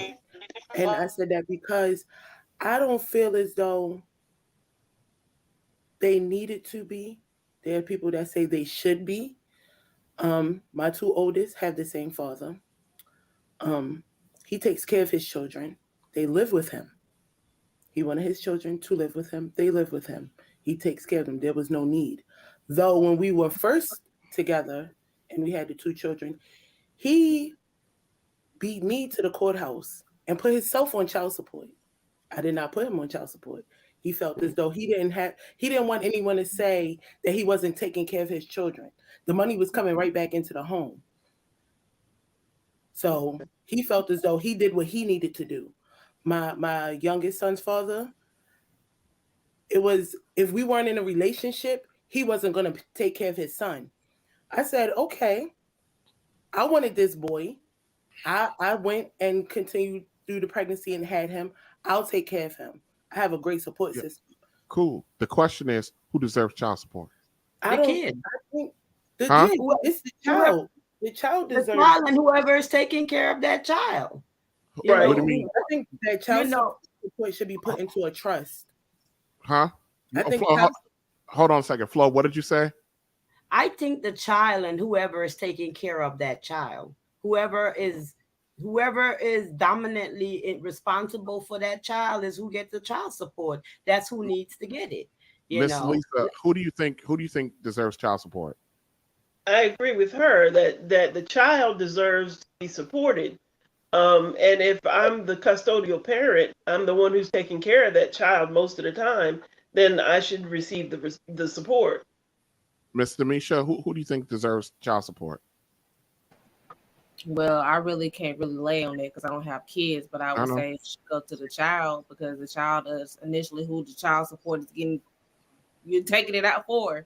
So it should go toward the child. So whoever the child is staying with, that's who it should support. Miss Jasmine, in your opinion, who do you think deserves child support? In your opinion, who do you think deserves child support? Absolutely, the child. Yeah, y'all keep saying the child, but the child can't spend no money. Y'all keep saying the child. The child can't spend no money. the person that's taking care of that child is who is going to spend that money on taking care of that child. You know, who else would it go to? Just the child? The child can't spend it. So it goes to the person who is solely responsible for taking care of that child. Not all women put they baby daddies on child support. If you Should they? Look. If you just get a simple medical card, that's all it takes. The system is going to put them on child support. It's not that hard. It's not something you got to. Miss Kenya, who deserves child support? Whoever has that child in their care, their custody. All right, here's the statement I got about that. You know, once upon a time in this country, there was no such thing as child support. Sure wasn't.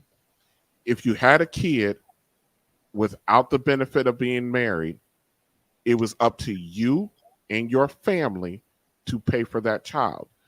Child support became a thing because it was either after war. I wish I would have brought this stuff up. It was either after World War I, World War II. White men were coming back from the war and they were leaving they were leaving their wives. So the system put a benefit in place for wives. If the husbands, because during that time, women weren't in the workforce at all. Like 85% of women were stay-at-home mothers. So these men were coming back from the war and they were leaving their wives for whatever reason. And so the system said, we can't have all these good white women out here with these derelict children, and they created the child support system for wives. So why do our women, and I don't want to pick on our women tonight too much, but why do our women who have children at an 80% clip without being married, why do you deserve the benefits that wives are supposed to get? You're not a wife. Why is it called child support? Isn't it for the kids? But So whether we wives or not, still the kids have to be keep it a buck, Flo. Keep it a buck. Most of this money ain't going to no kid. It's going to her pocketbook or her new man's pocket. Let's keep it a buck. That's not. You can't say that because all women don't do that. That's judgmental. Nothing is an all or nothing.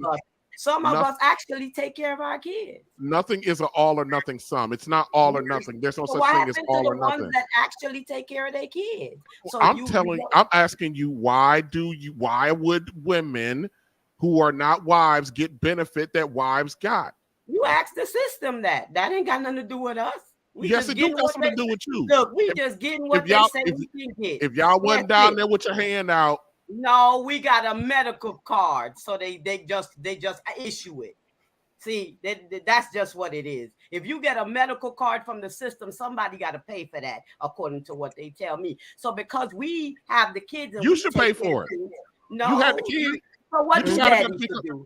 So what daddy should do? Just what? Just get away Hey, scot-free with being you should irresponsible. you should have You should became have a pulled wife. out. You should have pulled out. Then you wouldn't You have should that have. issue. As a man, men always want to get slapped on the wrist for being irresponsible. Yeah, You should Drake have did pulled pull out, out, and then we and won't she have wouldn't this got the condom argument. anyway. But since you didn't, we have child support. Well, so they say.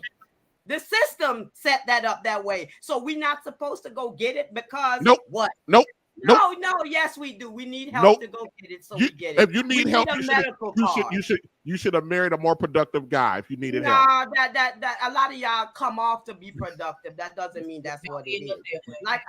Like I said, you got so many men who comes out in suit and tie. They go to work. They look very. But when they go home, you don't know how they treat their wives because you're not in that household. You No, don't absolutely know. not. But what I do know is that the majority of our black men's image gets trashed by our women because our women actually, if you look at the numbers, I know we always get into a fight about the numbers. The majority of our women are having babies with the dumpster fires of our community. They're not having it with the more productive versions of our men. But like I said, nobody wants to have babies with dumpster fires, first of all. But y'all do. It's an insultive remark. Nobody wants to. Half of the time you have babies with people Flo, that this pretend dude. and deceitfully. A lot of us was hoodwinked and swindled. You wasn't no hoodwink, you was swindled. Like that brother in that video. That I was very much hoodwinked. So what happened when you men have babies with dumpster fire women? Then what? But see, men here's do the thing. same thing. We're not running down to the women is the same women that you we're men not have we're, kids with. we're not leaning on the system like y'all are. It Hold don't on a matter second. because we Hold are on a women. second. Hold on. Flo. Y'all are men. Y'all are Flo. men. Y'all supposed to stand on y'all 2 feet. Hey, Y'all you're a have grown no up. You're kids, supposed to stand no on your 2 luggage. feet too. Hold on a But second, we Flo. have luggage and baggage that we have to dangle along Hold with on. us. So the help is needed. Flo, hold on a second. I gotta recognize somebody. Flo, I gotta recognize somebody first. Okay, with the $10 super chat, y'all go check her out. Bessie Michonne with the $10 super chat. Thank you so much. I appreciate you for stopping by. We gotta hit you with the. There we go. My soundboard is a little weak. I think it's getting tired too. All right, Messi Michonne. Ladies, listen. I need to put a pin in the conversation. Let me so we can get to the quick Q&A. Thank you guys. Just hold on a second. I'll be right back, okay? Let me Miss Michonne, how I get this super chat off there? There you go. All right, I'll be right with you guys in just a second. Hold on. Whew. There we go. Got all these ladies. Wow. Okay. I knew that was get fired up real fast. Listen.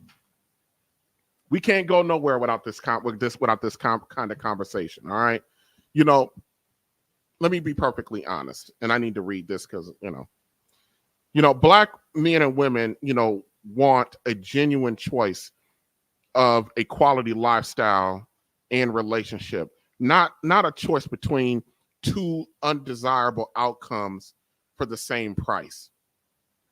Our collective goal must be a party of concession, of planned action, of enlightenment, of internal outlook, and be about the greater good to the greatest number of our people having the greatest outcome.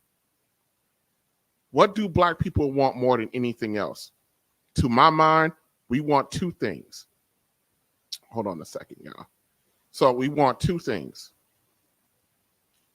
We want things to work out with all the moral and spiritual values that go with it. And with working out, we want a reasonable measure of security from the men and for the wives and the children of that man. Simply put, we want qualified wives and our women want qualified husbands. We want work and security, and those are not just words. They are the spiritual values, the true goal toward which our efforts of reconciliation should be the lead outcome. These are the values that this program right here is intended to gain. These are the values that we have failed to achieve by the leadership we now have.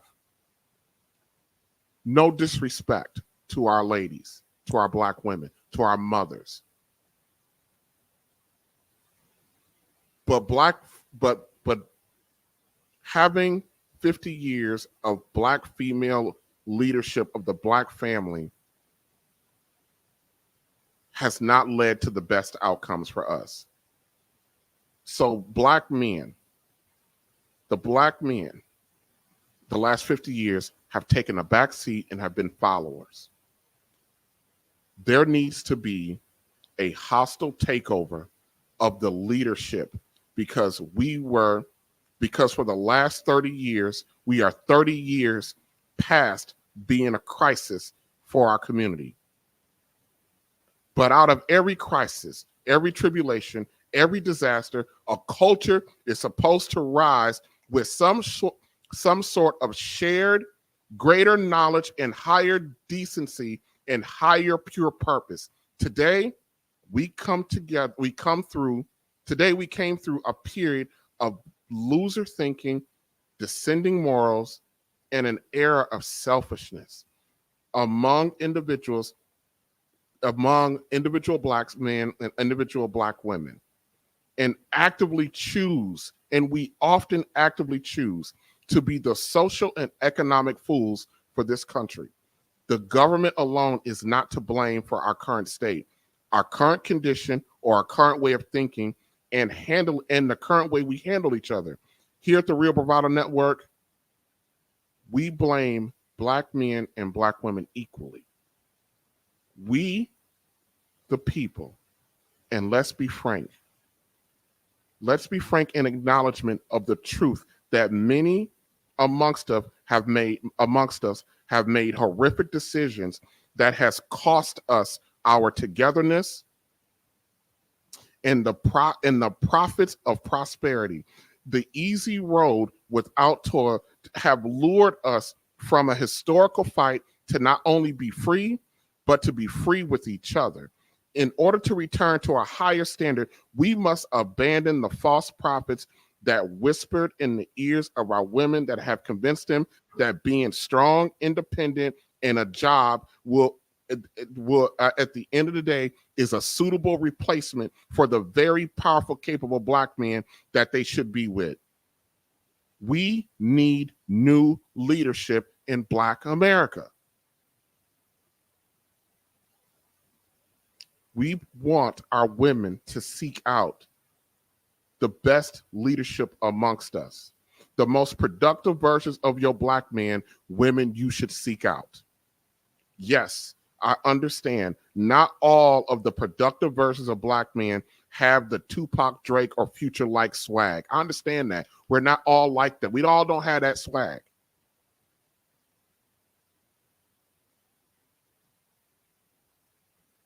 But that don't mean these productive, character-driven Black men are not just as bold, are not just as brash, not just as capable. Just give that productive, character-driven Black man something to protect and see what happens when something comes to threaten what he values.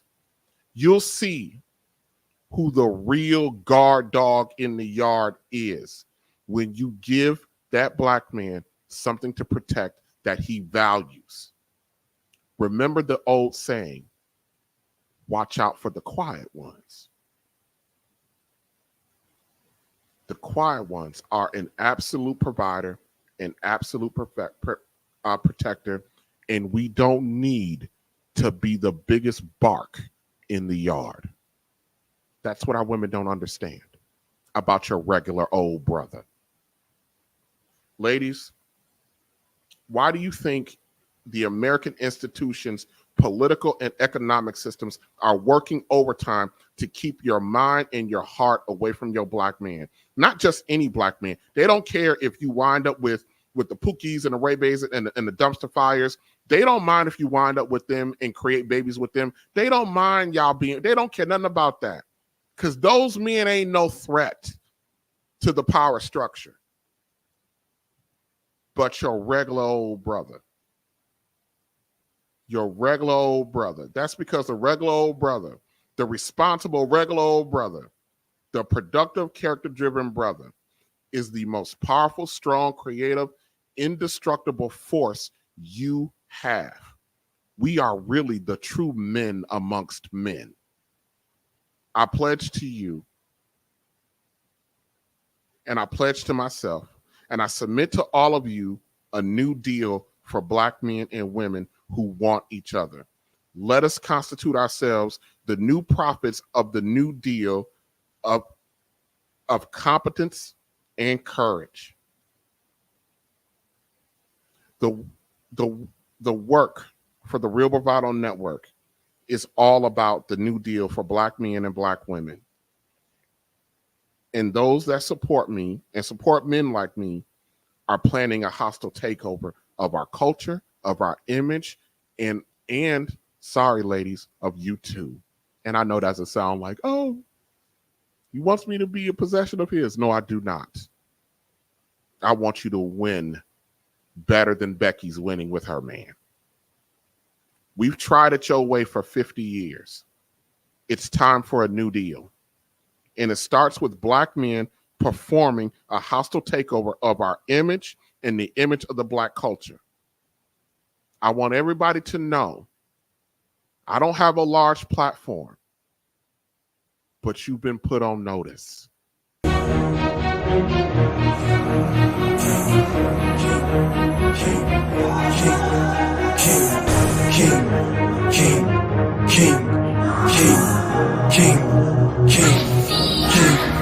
I'm a king cause I do what I want and what I need. I don't need you to nobody, I'm busy doing my thing. Mess with me and you could get forgotten, just let it sing. I don't play, I just win every day, I get it in. I'm a king cause I do what I want and what I need. Give me 2 minutes, 2 minutes and 30 seconds, and we'll be right back with the question and the answering from the guys. I don't play, I just win every day, I get it in. I'm a king, and I will never knew. Plotting for my fall, you getting hanged for treason. I don't aim to please, do anything I feel. Haters gonna talk, don't listen to the shit. They tryna be like me, they know they can, yo. Can't even get lost. I'm on a pedestal, sitting on my throne. My neck be decked in gold.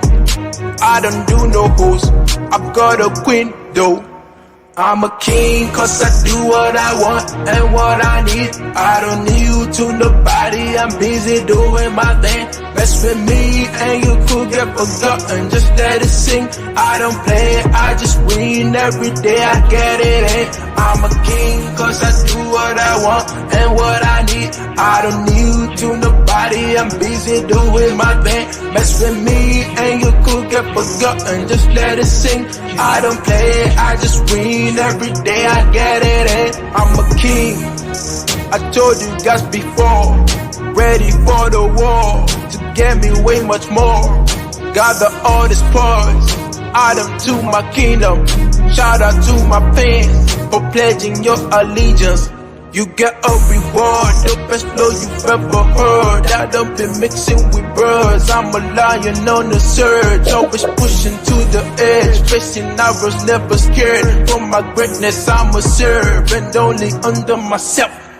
I'm a king cause I do what I want and what I need. I don't need you to nobody, I'm busy doing my thing. Mess with me and you could get forgotten, just let it sing. I don't play, I just win every day, I get it in. I'm a king cause I do what I want and what I need. I don't need you to nobody, I'm busy doing my thing. Mess with me and you could get forgotten, just let it sing. I don't play, I just win every day, I get it in.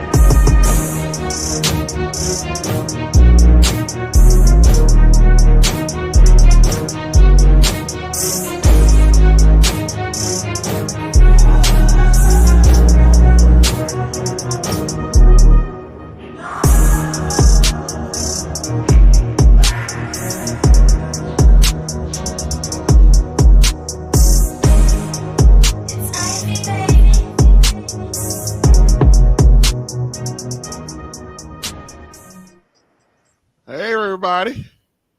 Hi. Hey, let me see. Hey, God, look at we got two fellas here, Frederick and Mr. Elemental. How y'all doing? What's happening? What's happening? What's happening? Hey, Good people. Ladies, thank you very much. Appreciate all of you beautiful queens for coming in this evening and sharing all of your beautiful insight. It was magnificent. Truly appreciate y'all. Yeah, this was really good. I appreciate what y'all did. Fellas, I'm actually going to turn it over to you. So you heard these ladies talking the entire 2.5 hours. So go ahead. Whatever question you have for the ladies, they're here. Here's the question I always like to ask when we do this part of the stream. How did it go? I think it went awesome. Besides me being muted half the time, it was good. Because I had some things to say. You, DJ, look like I'm stuck. Can this be part one of this conversation? Because I kind of stuff written down. Yeah, like, I was sitting there thinking about that too. I was like, because so there's so many much things stuff. to say. There's so much stuff. We might need to do this again. We're You gonna have to had do like this. 30-some questions that we didn't even get to. No, I had about 70 questions that we didn't get to. It was a mystery subject, remember? And I don't it's gonna be a part 3 at this point. It sounds like. Yep. So hey guys, you got any questions for the ladies? I said I was gonna be nice today. Why would you do that? I ain't trying to put nobody under no pressure, man. That's what we do over here. Go ahead and speak. Go ahead and say what you gotta say. See, if y'all, the moment y'all enable me, y'all ask for it. So, just why am I paused? Oh, y'all put me like that, y'all ask for it. Oh, all right. So, guys, what questions you got for the ladies? I don't necessarily have a question. I have a more or less an observation. Okay. So, TJ, when you was asking the ladies the question, a lot of those questions, and they gave varying answers. When y'all got to the certain conversations, a lot of their answers, a lot of things they were saying, pretty much confirms what I talk about on my own platform, which is the division between us as black men and us as black women. Us as black men and black women are still bigger than the Grand Canyon. It does not belong to us either. It was not created by us. Exactly. There's still too much divide. There's still not enough commonality to bridge that gap. Whoa. To at least from what I observe, and this is not a knock on any woman on the panel. It's just an observation of mine. So, Frederick, do you think that we have a chance at this? You don't want that answer.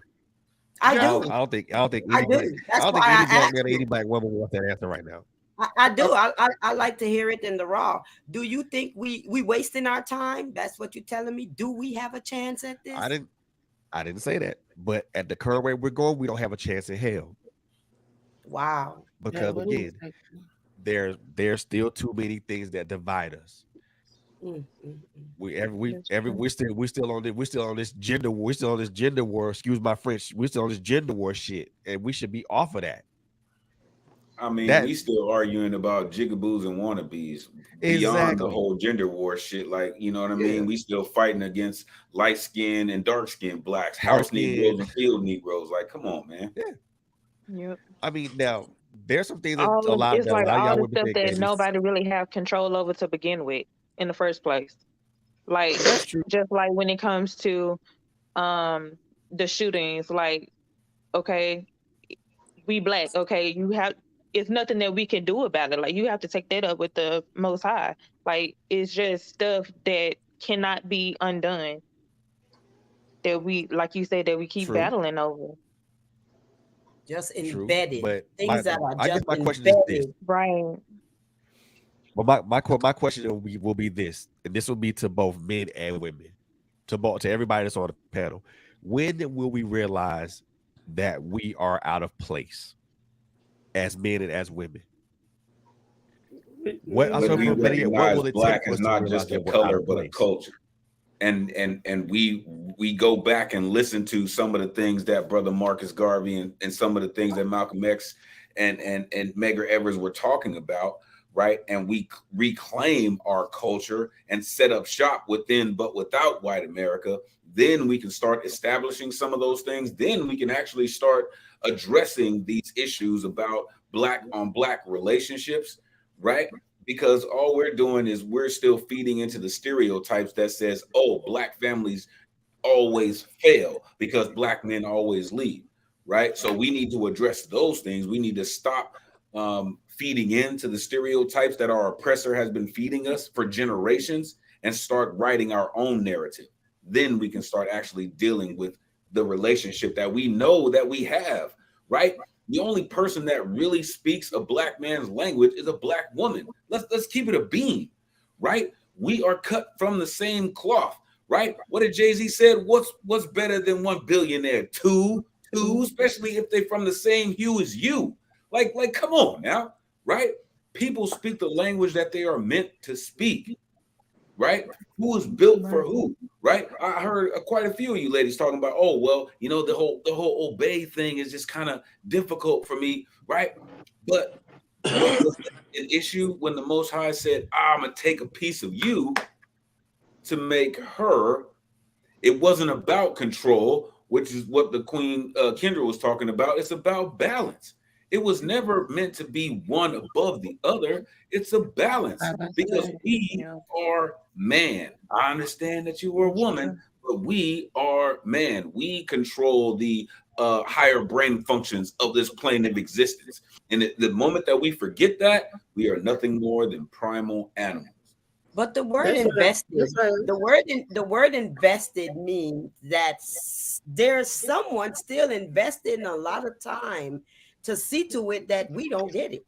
You know, it got to be is invested. So when it's like a child that you teach to do, say, karate or boxing.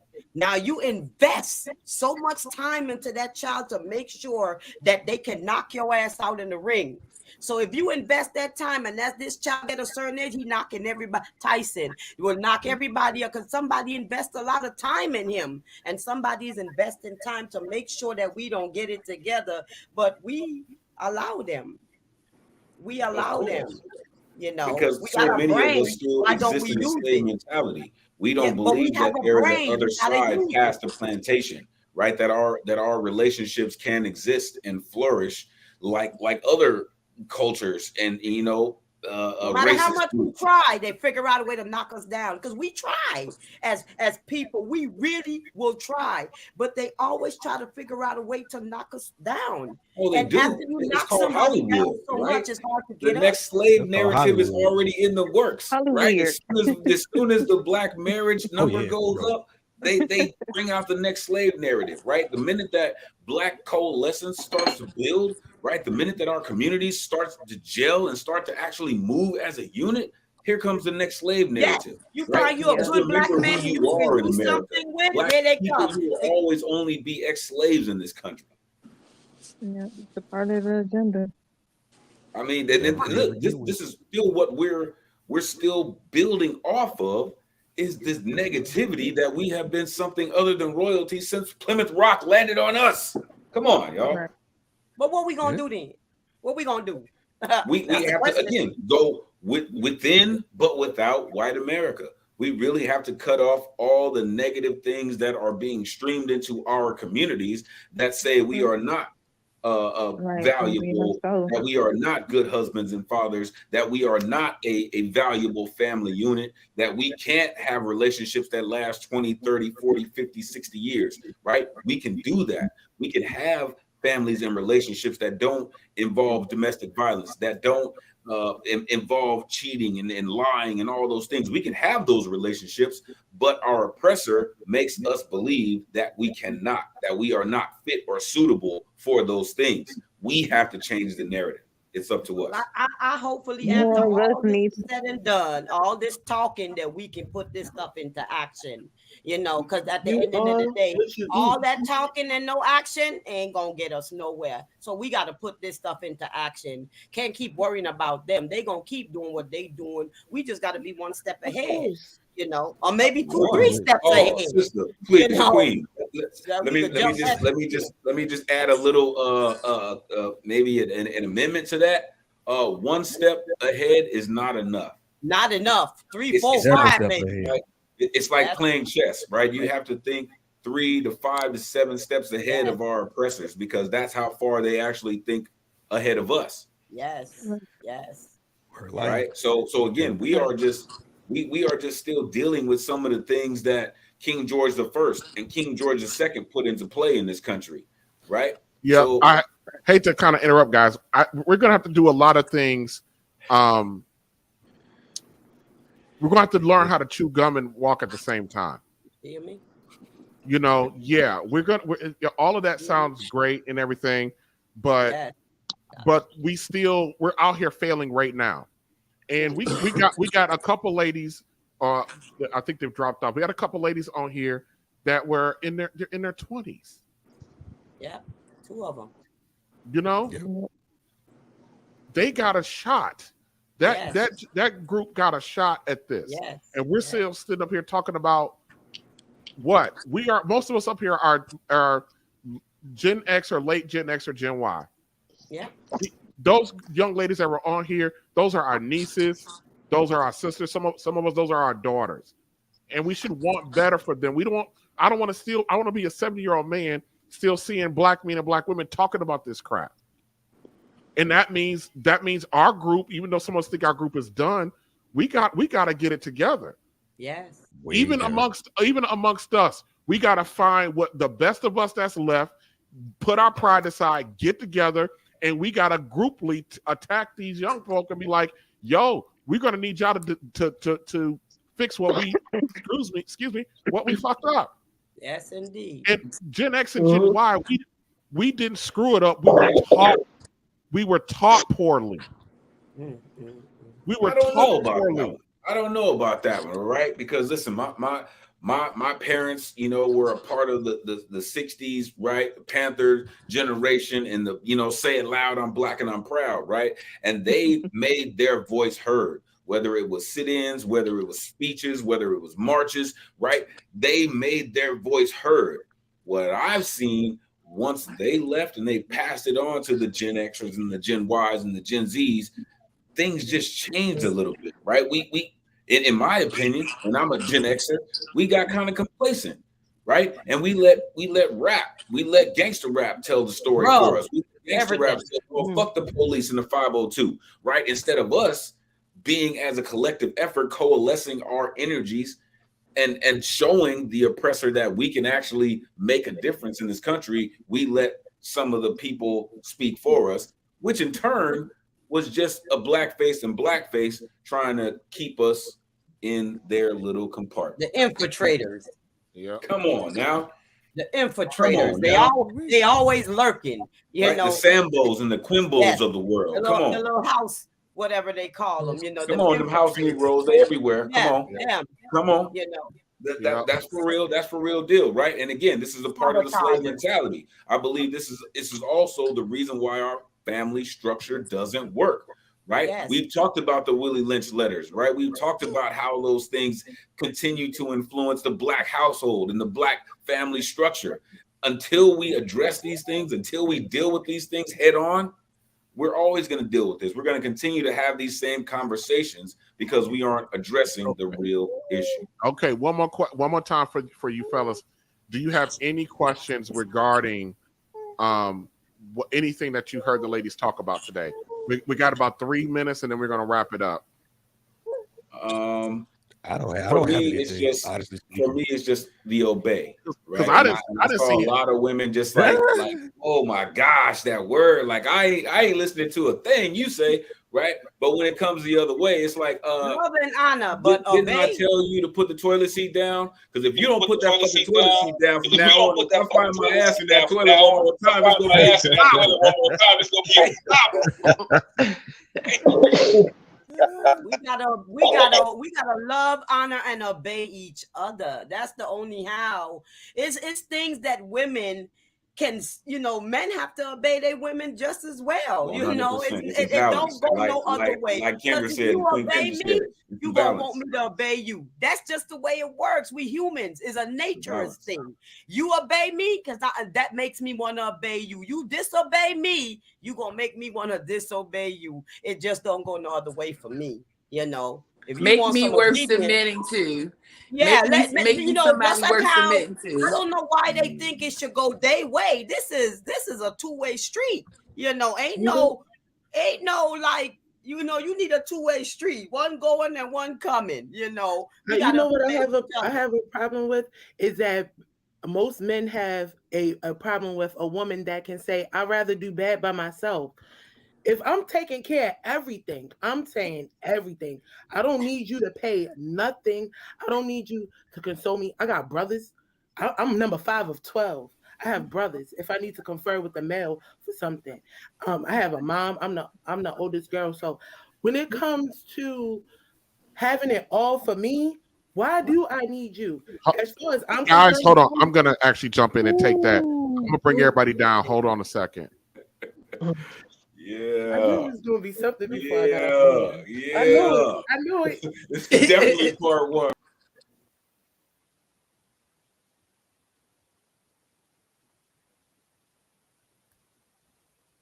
All right. So let me ask you a question real quick. Mm-hmm. Why is it so important for you to tell your man you can do bad all by yourself? Because if I'm with you and I'm pulling, like I don't mind pulling all the way when necessary. When necessary. Miss Diamond, I know hear what I you. say, TJ. You don't I hear you. I hear you. But do you stop and think for 1 second? When you tell your guy, any guy, or just even a random guy like me, hearing that, what message do you think that's sending to your men when every time we look up, you're quoting Tyler Perry to us? You could do bad all by yourself. We know we already know you could do bad by yourself. You do bad by yourself. We all do bad. Know that you're needed. It's men don't understand the difference between needs and wants. How you figure we don't understand it? Want somebody that can do that, but I don't need him to do it. And I think they figure that we need Miss Diamond. And Miss Diamond, I think that's where the disconnect comes in that. Because this is coming from an opinion. That's a damn lie that when we sit around here telling each other what we don't need out of each other. Don't no other group of people walk around fighting with each other, talking about what they don't need from one another. Miss Diamond, whatever your experiences are with the fellas that you've had experience are, those are your experiences. But the fact of the matter is, we were brought here in pairs. Adam was a lonely man walking through the Garden of Eden. Adam was a lonely man, and he asked God to give him a mate, and he created woman. To sit around and sit there and say that we don't need each other, we can do bad by ourselves, keeps the same narrative going. It keeps the bad feelings going. Miss Diamond, if I'm your man, I don't give a rat's ass how much you can do for yourself. That is not my concern. I don't. And when I talk about productive character men, let me make this perfectly clear. And I'm taking a shot at some people, and I know it. Let me make that perfectly clear. That doesn't mean that brother is without flaw. That doesn't mean that brother doesn't make a mistake. That doesn't mean that he doesn't put his foot in his mouth. It doesn't mean that he might make a bad decision here and there. A productive, character-driven man, when he wants a woman, he doesn't give a damn what you can do by yourself. And he doesn't want you pulling it by yourself. If you are with a man that you are finding yourself pulling the wagon by yourself. You throw that fucker overboard and get you a man that'll pull the wagon for you.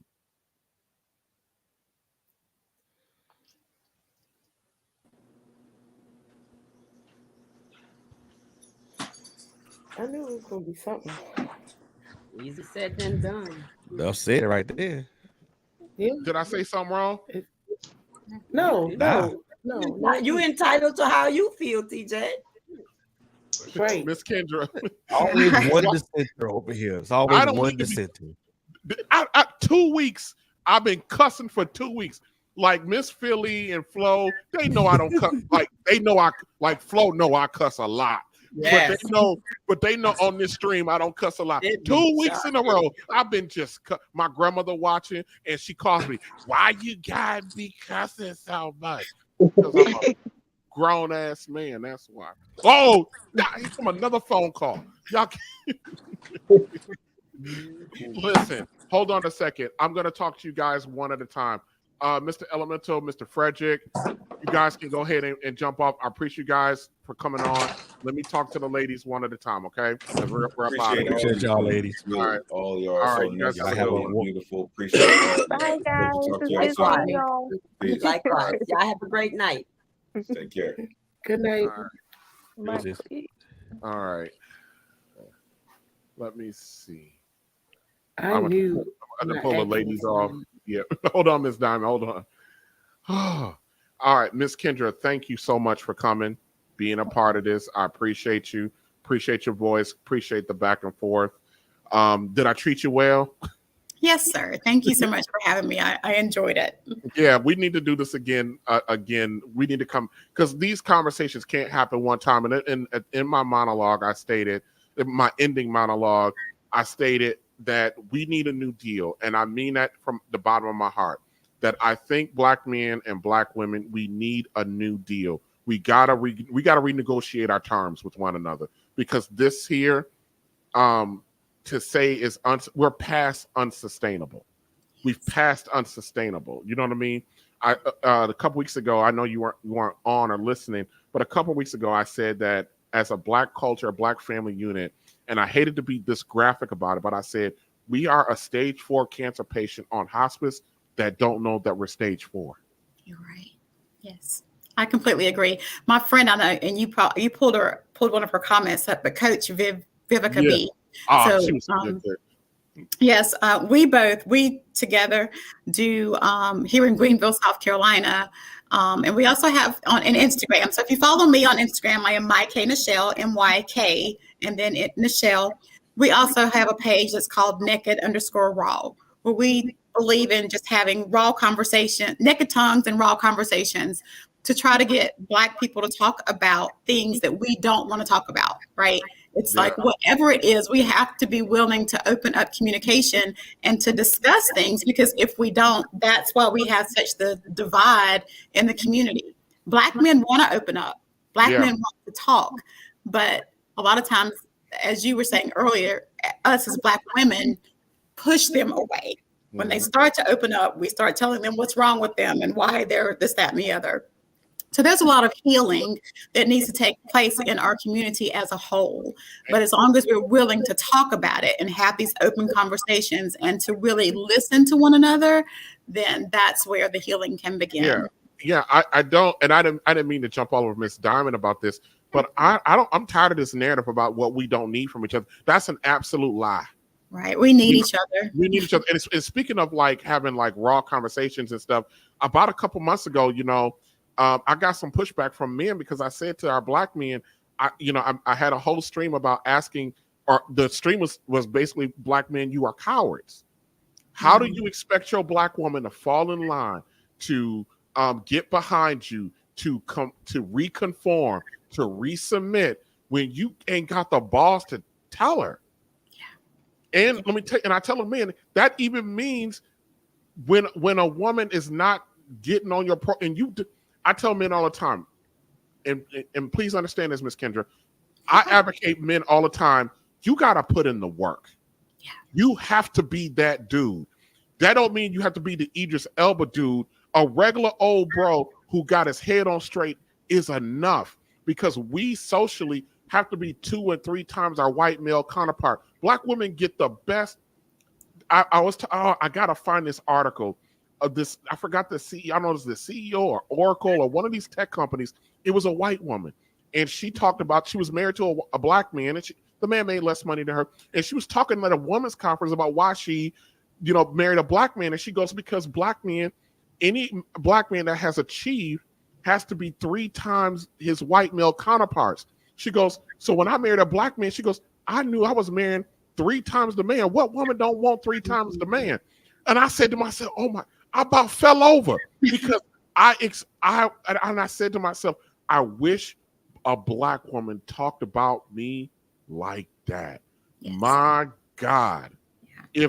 If black women in general, and I know our black women are accustomed to running into these brick wall of guys, but trying to convince our women that that's not the majority of us, that is a hard, walk to slog through, trying to convince our women that that's not the majority of the guys out here. That's not who we are.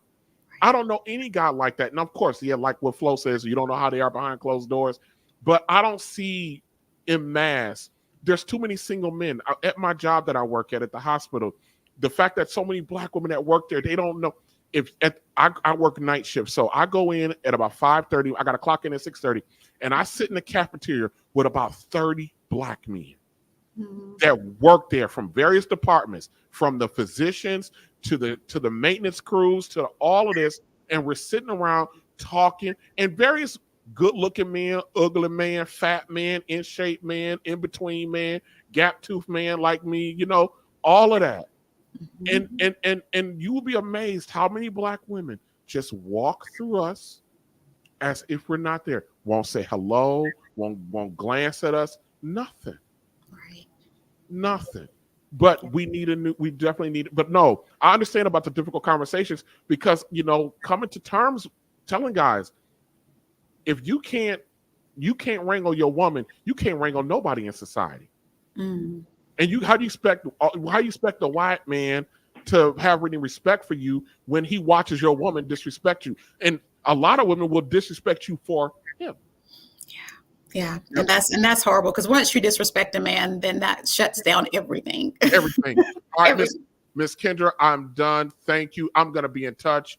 Maybe I could come do something on your platform to return the favor. This was great. I took care of you. Hope you look at your phone. So have a good night. I've kept you up past your bedtime. Thank you so much. Right, I appreciate it and enjoyed it. Yep. You have a good one. You too. All right. All right. Miss Jasmine. Hey. Hey there. Hey. I want to thank you for being like the voice of the youth of the 20-somethings in our group. You're 27, right? 24. 24. Why do I want to keep making you 27? Everybody do. Everybody do. But I want to tell you this, you're 24. Oh Lord, man, I'm old. So I got a couple nieces your age. And let me tell you something. The one thing that I would love for you and my nieces is for you guys to get hold of just a solid regular brother and go make some pretty babies and have a family and take that man last name and fight to keep him, fight to stay together, and fight to teach that we are better as a unit. Our generation, I'm Generation X, which I'm actually probably your parents' generation. We were, and some of the guys disagree with me, we were sold a bill of goods about how to react. We were the first full generation of that. I don't need no man, all black men are scrubs type of crap. And then we had to deal with stuff, Jasmine, that y'all wouldn't understand. The crack epidemic. It's kind of like what the opioid epidemic is, but worse, And then if you think policing is bad now, you had no idea what the policing was in the 80s and the 90s. It was horrific. So we've had to deal with a lot. And then with men not being in the home, being raised by our mothers, watching men coming in and out of the homes. Well, I didn't, but just, my counterparts did. It was a dumpster fire. And I would like better for you and my nieces and other women in their 20s and 30s. I just want better for what we had, So that's why we're having these conversations. Thank you for coming on. I appreciate you. Okay. Thank you. Appreciate you too. Yep. You have a good one. Okay, Miss Lisa. Hey. Hey there. I'm just running through everybody. I appreciate you. Your comment. Hopefully, I didn't upset you too much. Did I upset you at all? No, not at all. That's good. So you enjoyed yourself? Absolutely. I love these kinds of conversations. I'd love to do this again. Yeah. So what I was talking to when I was telling Jasmine, was that fair? That's very fair. That's very fair. I do counsel young women and try to have them understand that there are different caliber of men than more than these guys that are their age that are walking around with their pants swinging off their butt. There's a different type of man in the world, and you don't Yeah. have to settle for that. Yeah, definitely. Well, I thank you, Miss Lisa. I'll be in touch. This was great. We're probably gonna have to do this again because it just wasn't enough. I over prepared for this one, so there wasn't enough to get through everything. But we need to have it again. So I appreciate you. Absolutely. Thank you for having me. All right, Miss Diamond. Mr. TJ. Well, She was upstairs listening. You just knew. She just knew. I knew.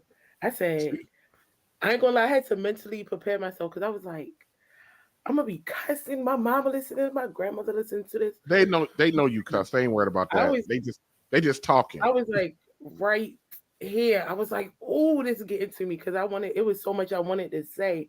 Yeah. But it's conversation like these are not one-time conversations. They have to happen. Yeah. And I want to push, and I can't, I hope my platform grows because I want to push us beyond talking. I want to do something. I want us to get together. I want us to have these conversations together in workshops in front of each other. I want to bring eligible Black men together with eligible Black women. And yes, for Black men, and I got to tell you guys, I got to tell our sisters, there's a whole movement that is trying to convince Black men to not deal with any Black woman with children. And while I understand the sentiment, what that does to that eliminate actually that will actually eliminate Black families. So, but what I tell our women is, listen, your men, Black men want you. They just don't want you in the way that we are now, that in the way we are currently constructed now. That's why I'm now starting to talk about we need a new deal. And I'm going to start talking about on my platform what that new deal should look like. And I think that's where we need to go. Okay. So, but I thank you. Tell your mama I said hi. She could have came up. I had some smoke for her too. No, I'm just playing. Oh boy. Well, we definitely gotta do this again. Yep, it's not definitely. the end of this conversation. So yeah, I just thank you for the opportunity to actually be, in front of the camera this time because I'm usually behind the scenes when she does hers. So this is different, but yeah, we got to do this again. All right. You have a good night. Thanks, CJ. All right. Miss Philly. Hey. Hey. You always with me, so hold on. Let me get Maggie, then I'm gonna get you, Flo, and Kenya at the same time. Okay. All right, Miss Maggie. Yes, sir. Hey there. Did you enjoy yourself? Yes. Just wish I could have. You could have heard me when I was trying to interject. I know. Sometimes. Let me tell you something. I clicked you off because you started smoking, and so I like to present a certain thing, and then with the conversation, I just kept. I'm like, I gotta get back. But you know how the conversation go. They kept going. Yeah. Going. So, but no, you even what you provide was more than enough, more than adequate. Miss Maggie, we're gonna have you back again, definitely, because you got this was a good conversation. You got a good perspective. I got some stuff coming up, so I will definitely keep you in mind with that because you ask specifically about ongoing stuff. So I got something maybe real soon, maybe in the next week or so. Okay, that I'll reach out to you about. Okay. I definitely make myself available. But I appreciate and I like the conversation, especially getting the male perspective. I want to talk to you about if you need a male, because I know somebody that you may need. Okay. All right. Let's talk offline. All right, Miss Maggie. All right. Yeah, you too. All right. And here are my lady veterans who've been with me forever. So this wasn't as bad, was it? Was it, Flo? No, this was awesome. I Loved couldn't it. get into it. Flo, let me see. Hold on. This is 6 sheets of questions. Oh my goodness. 6 sheets of questions. TJ, you be trying to get it, boy. Get it I all. don't know why in the world I thought I could get through all of these questions. And I had to literally skip all kind of stuff. It's Like, almost 4 hours.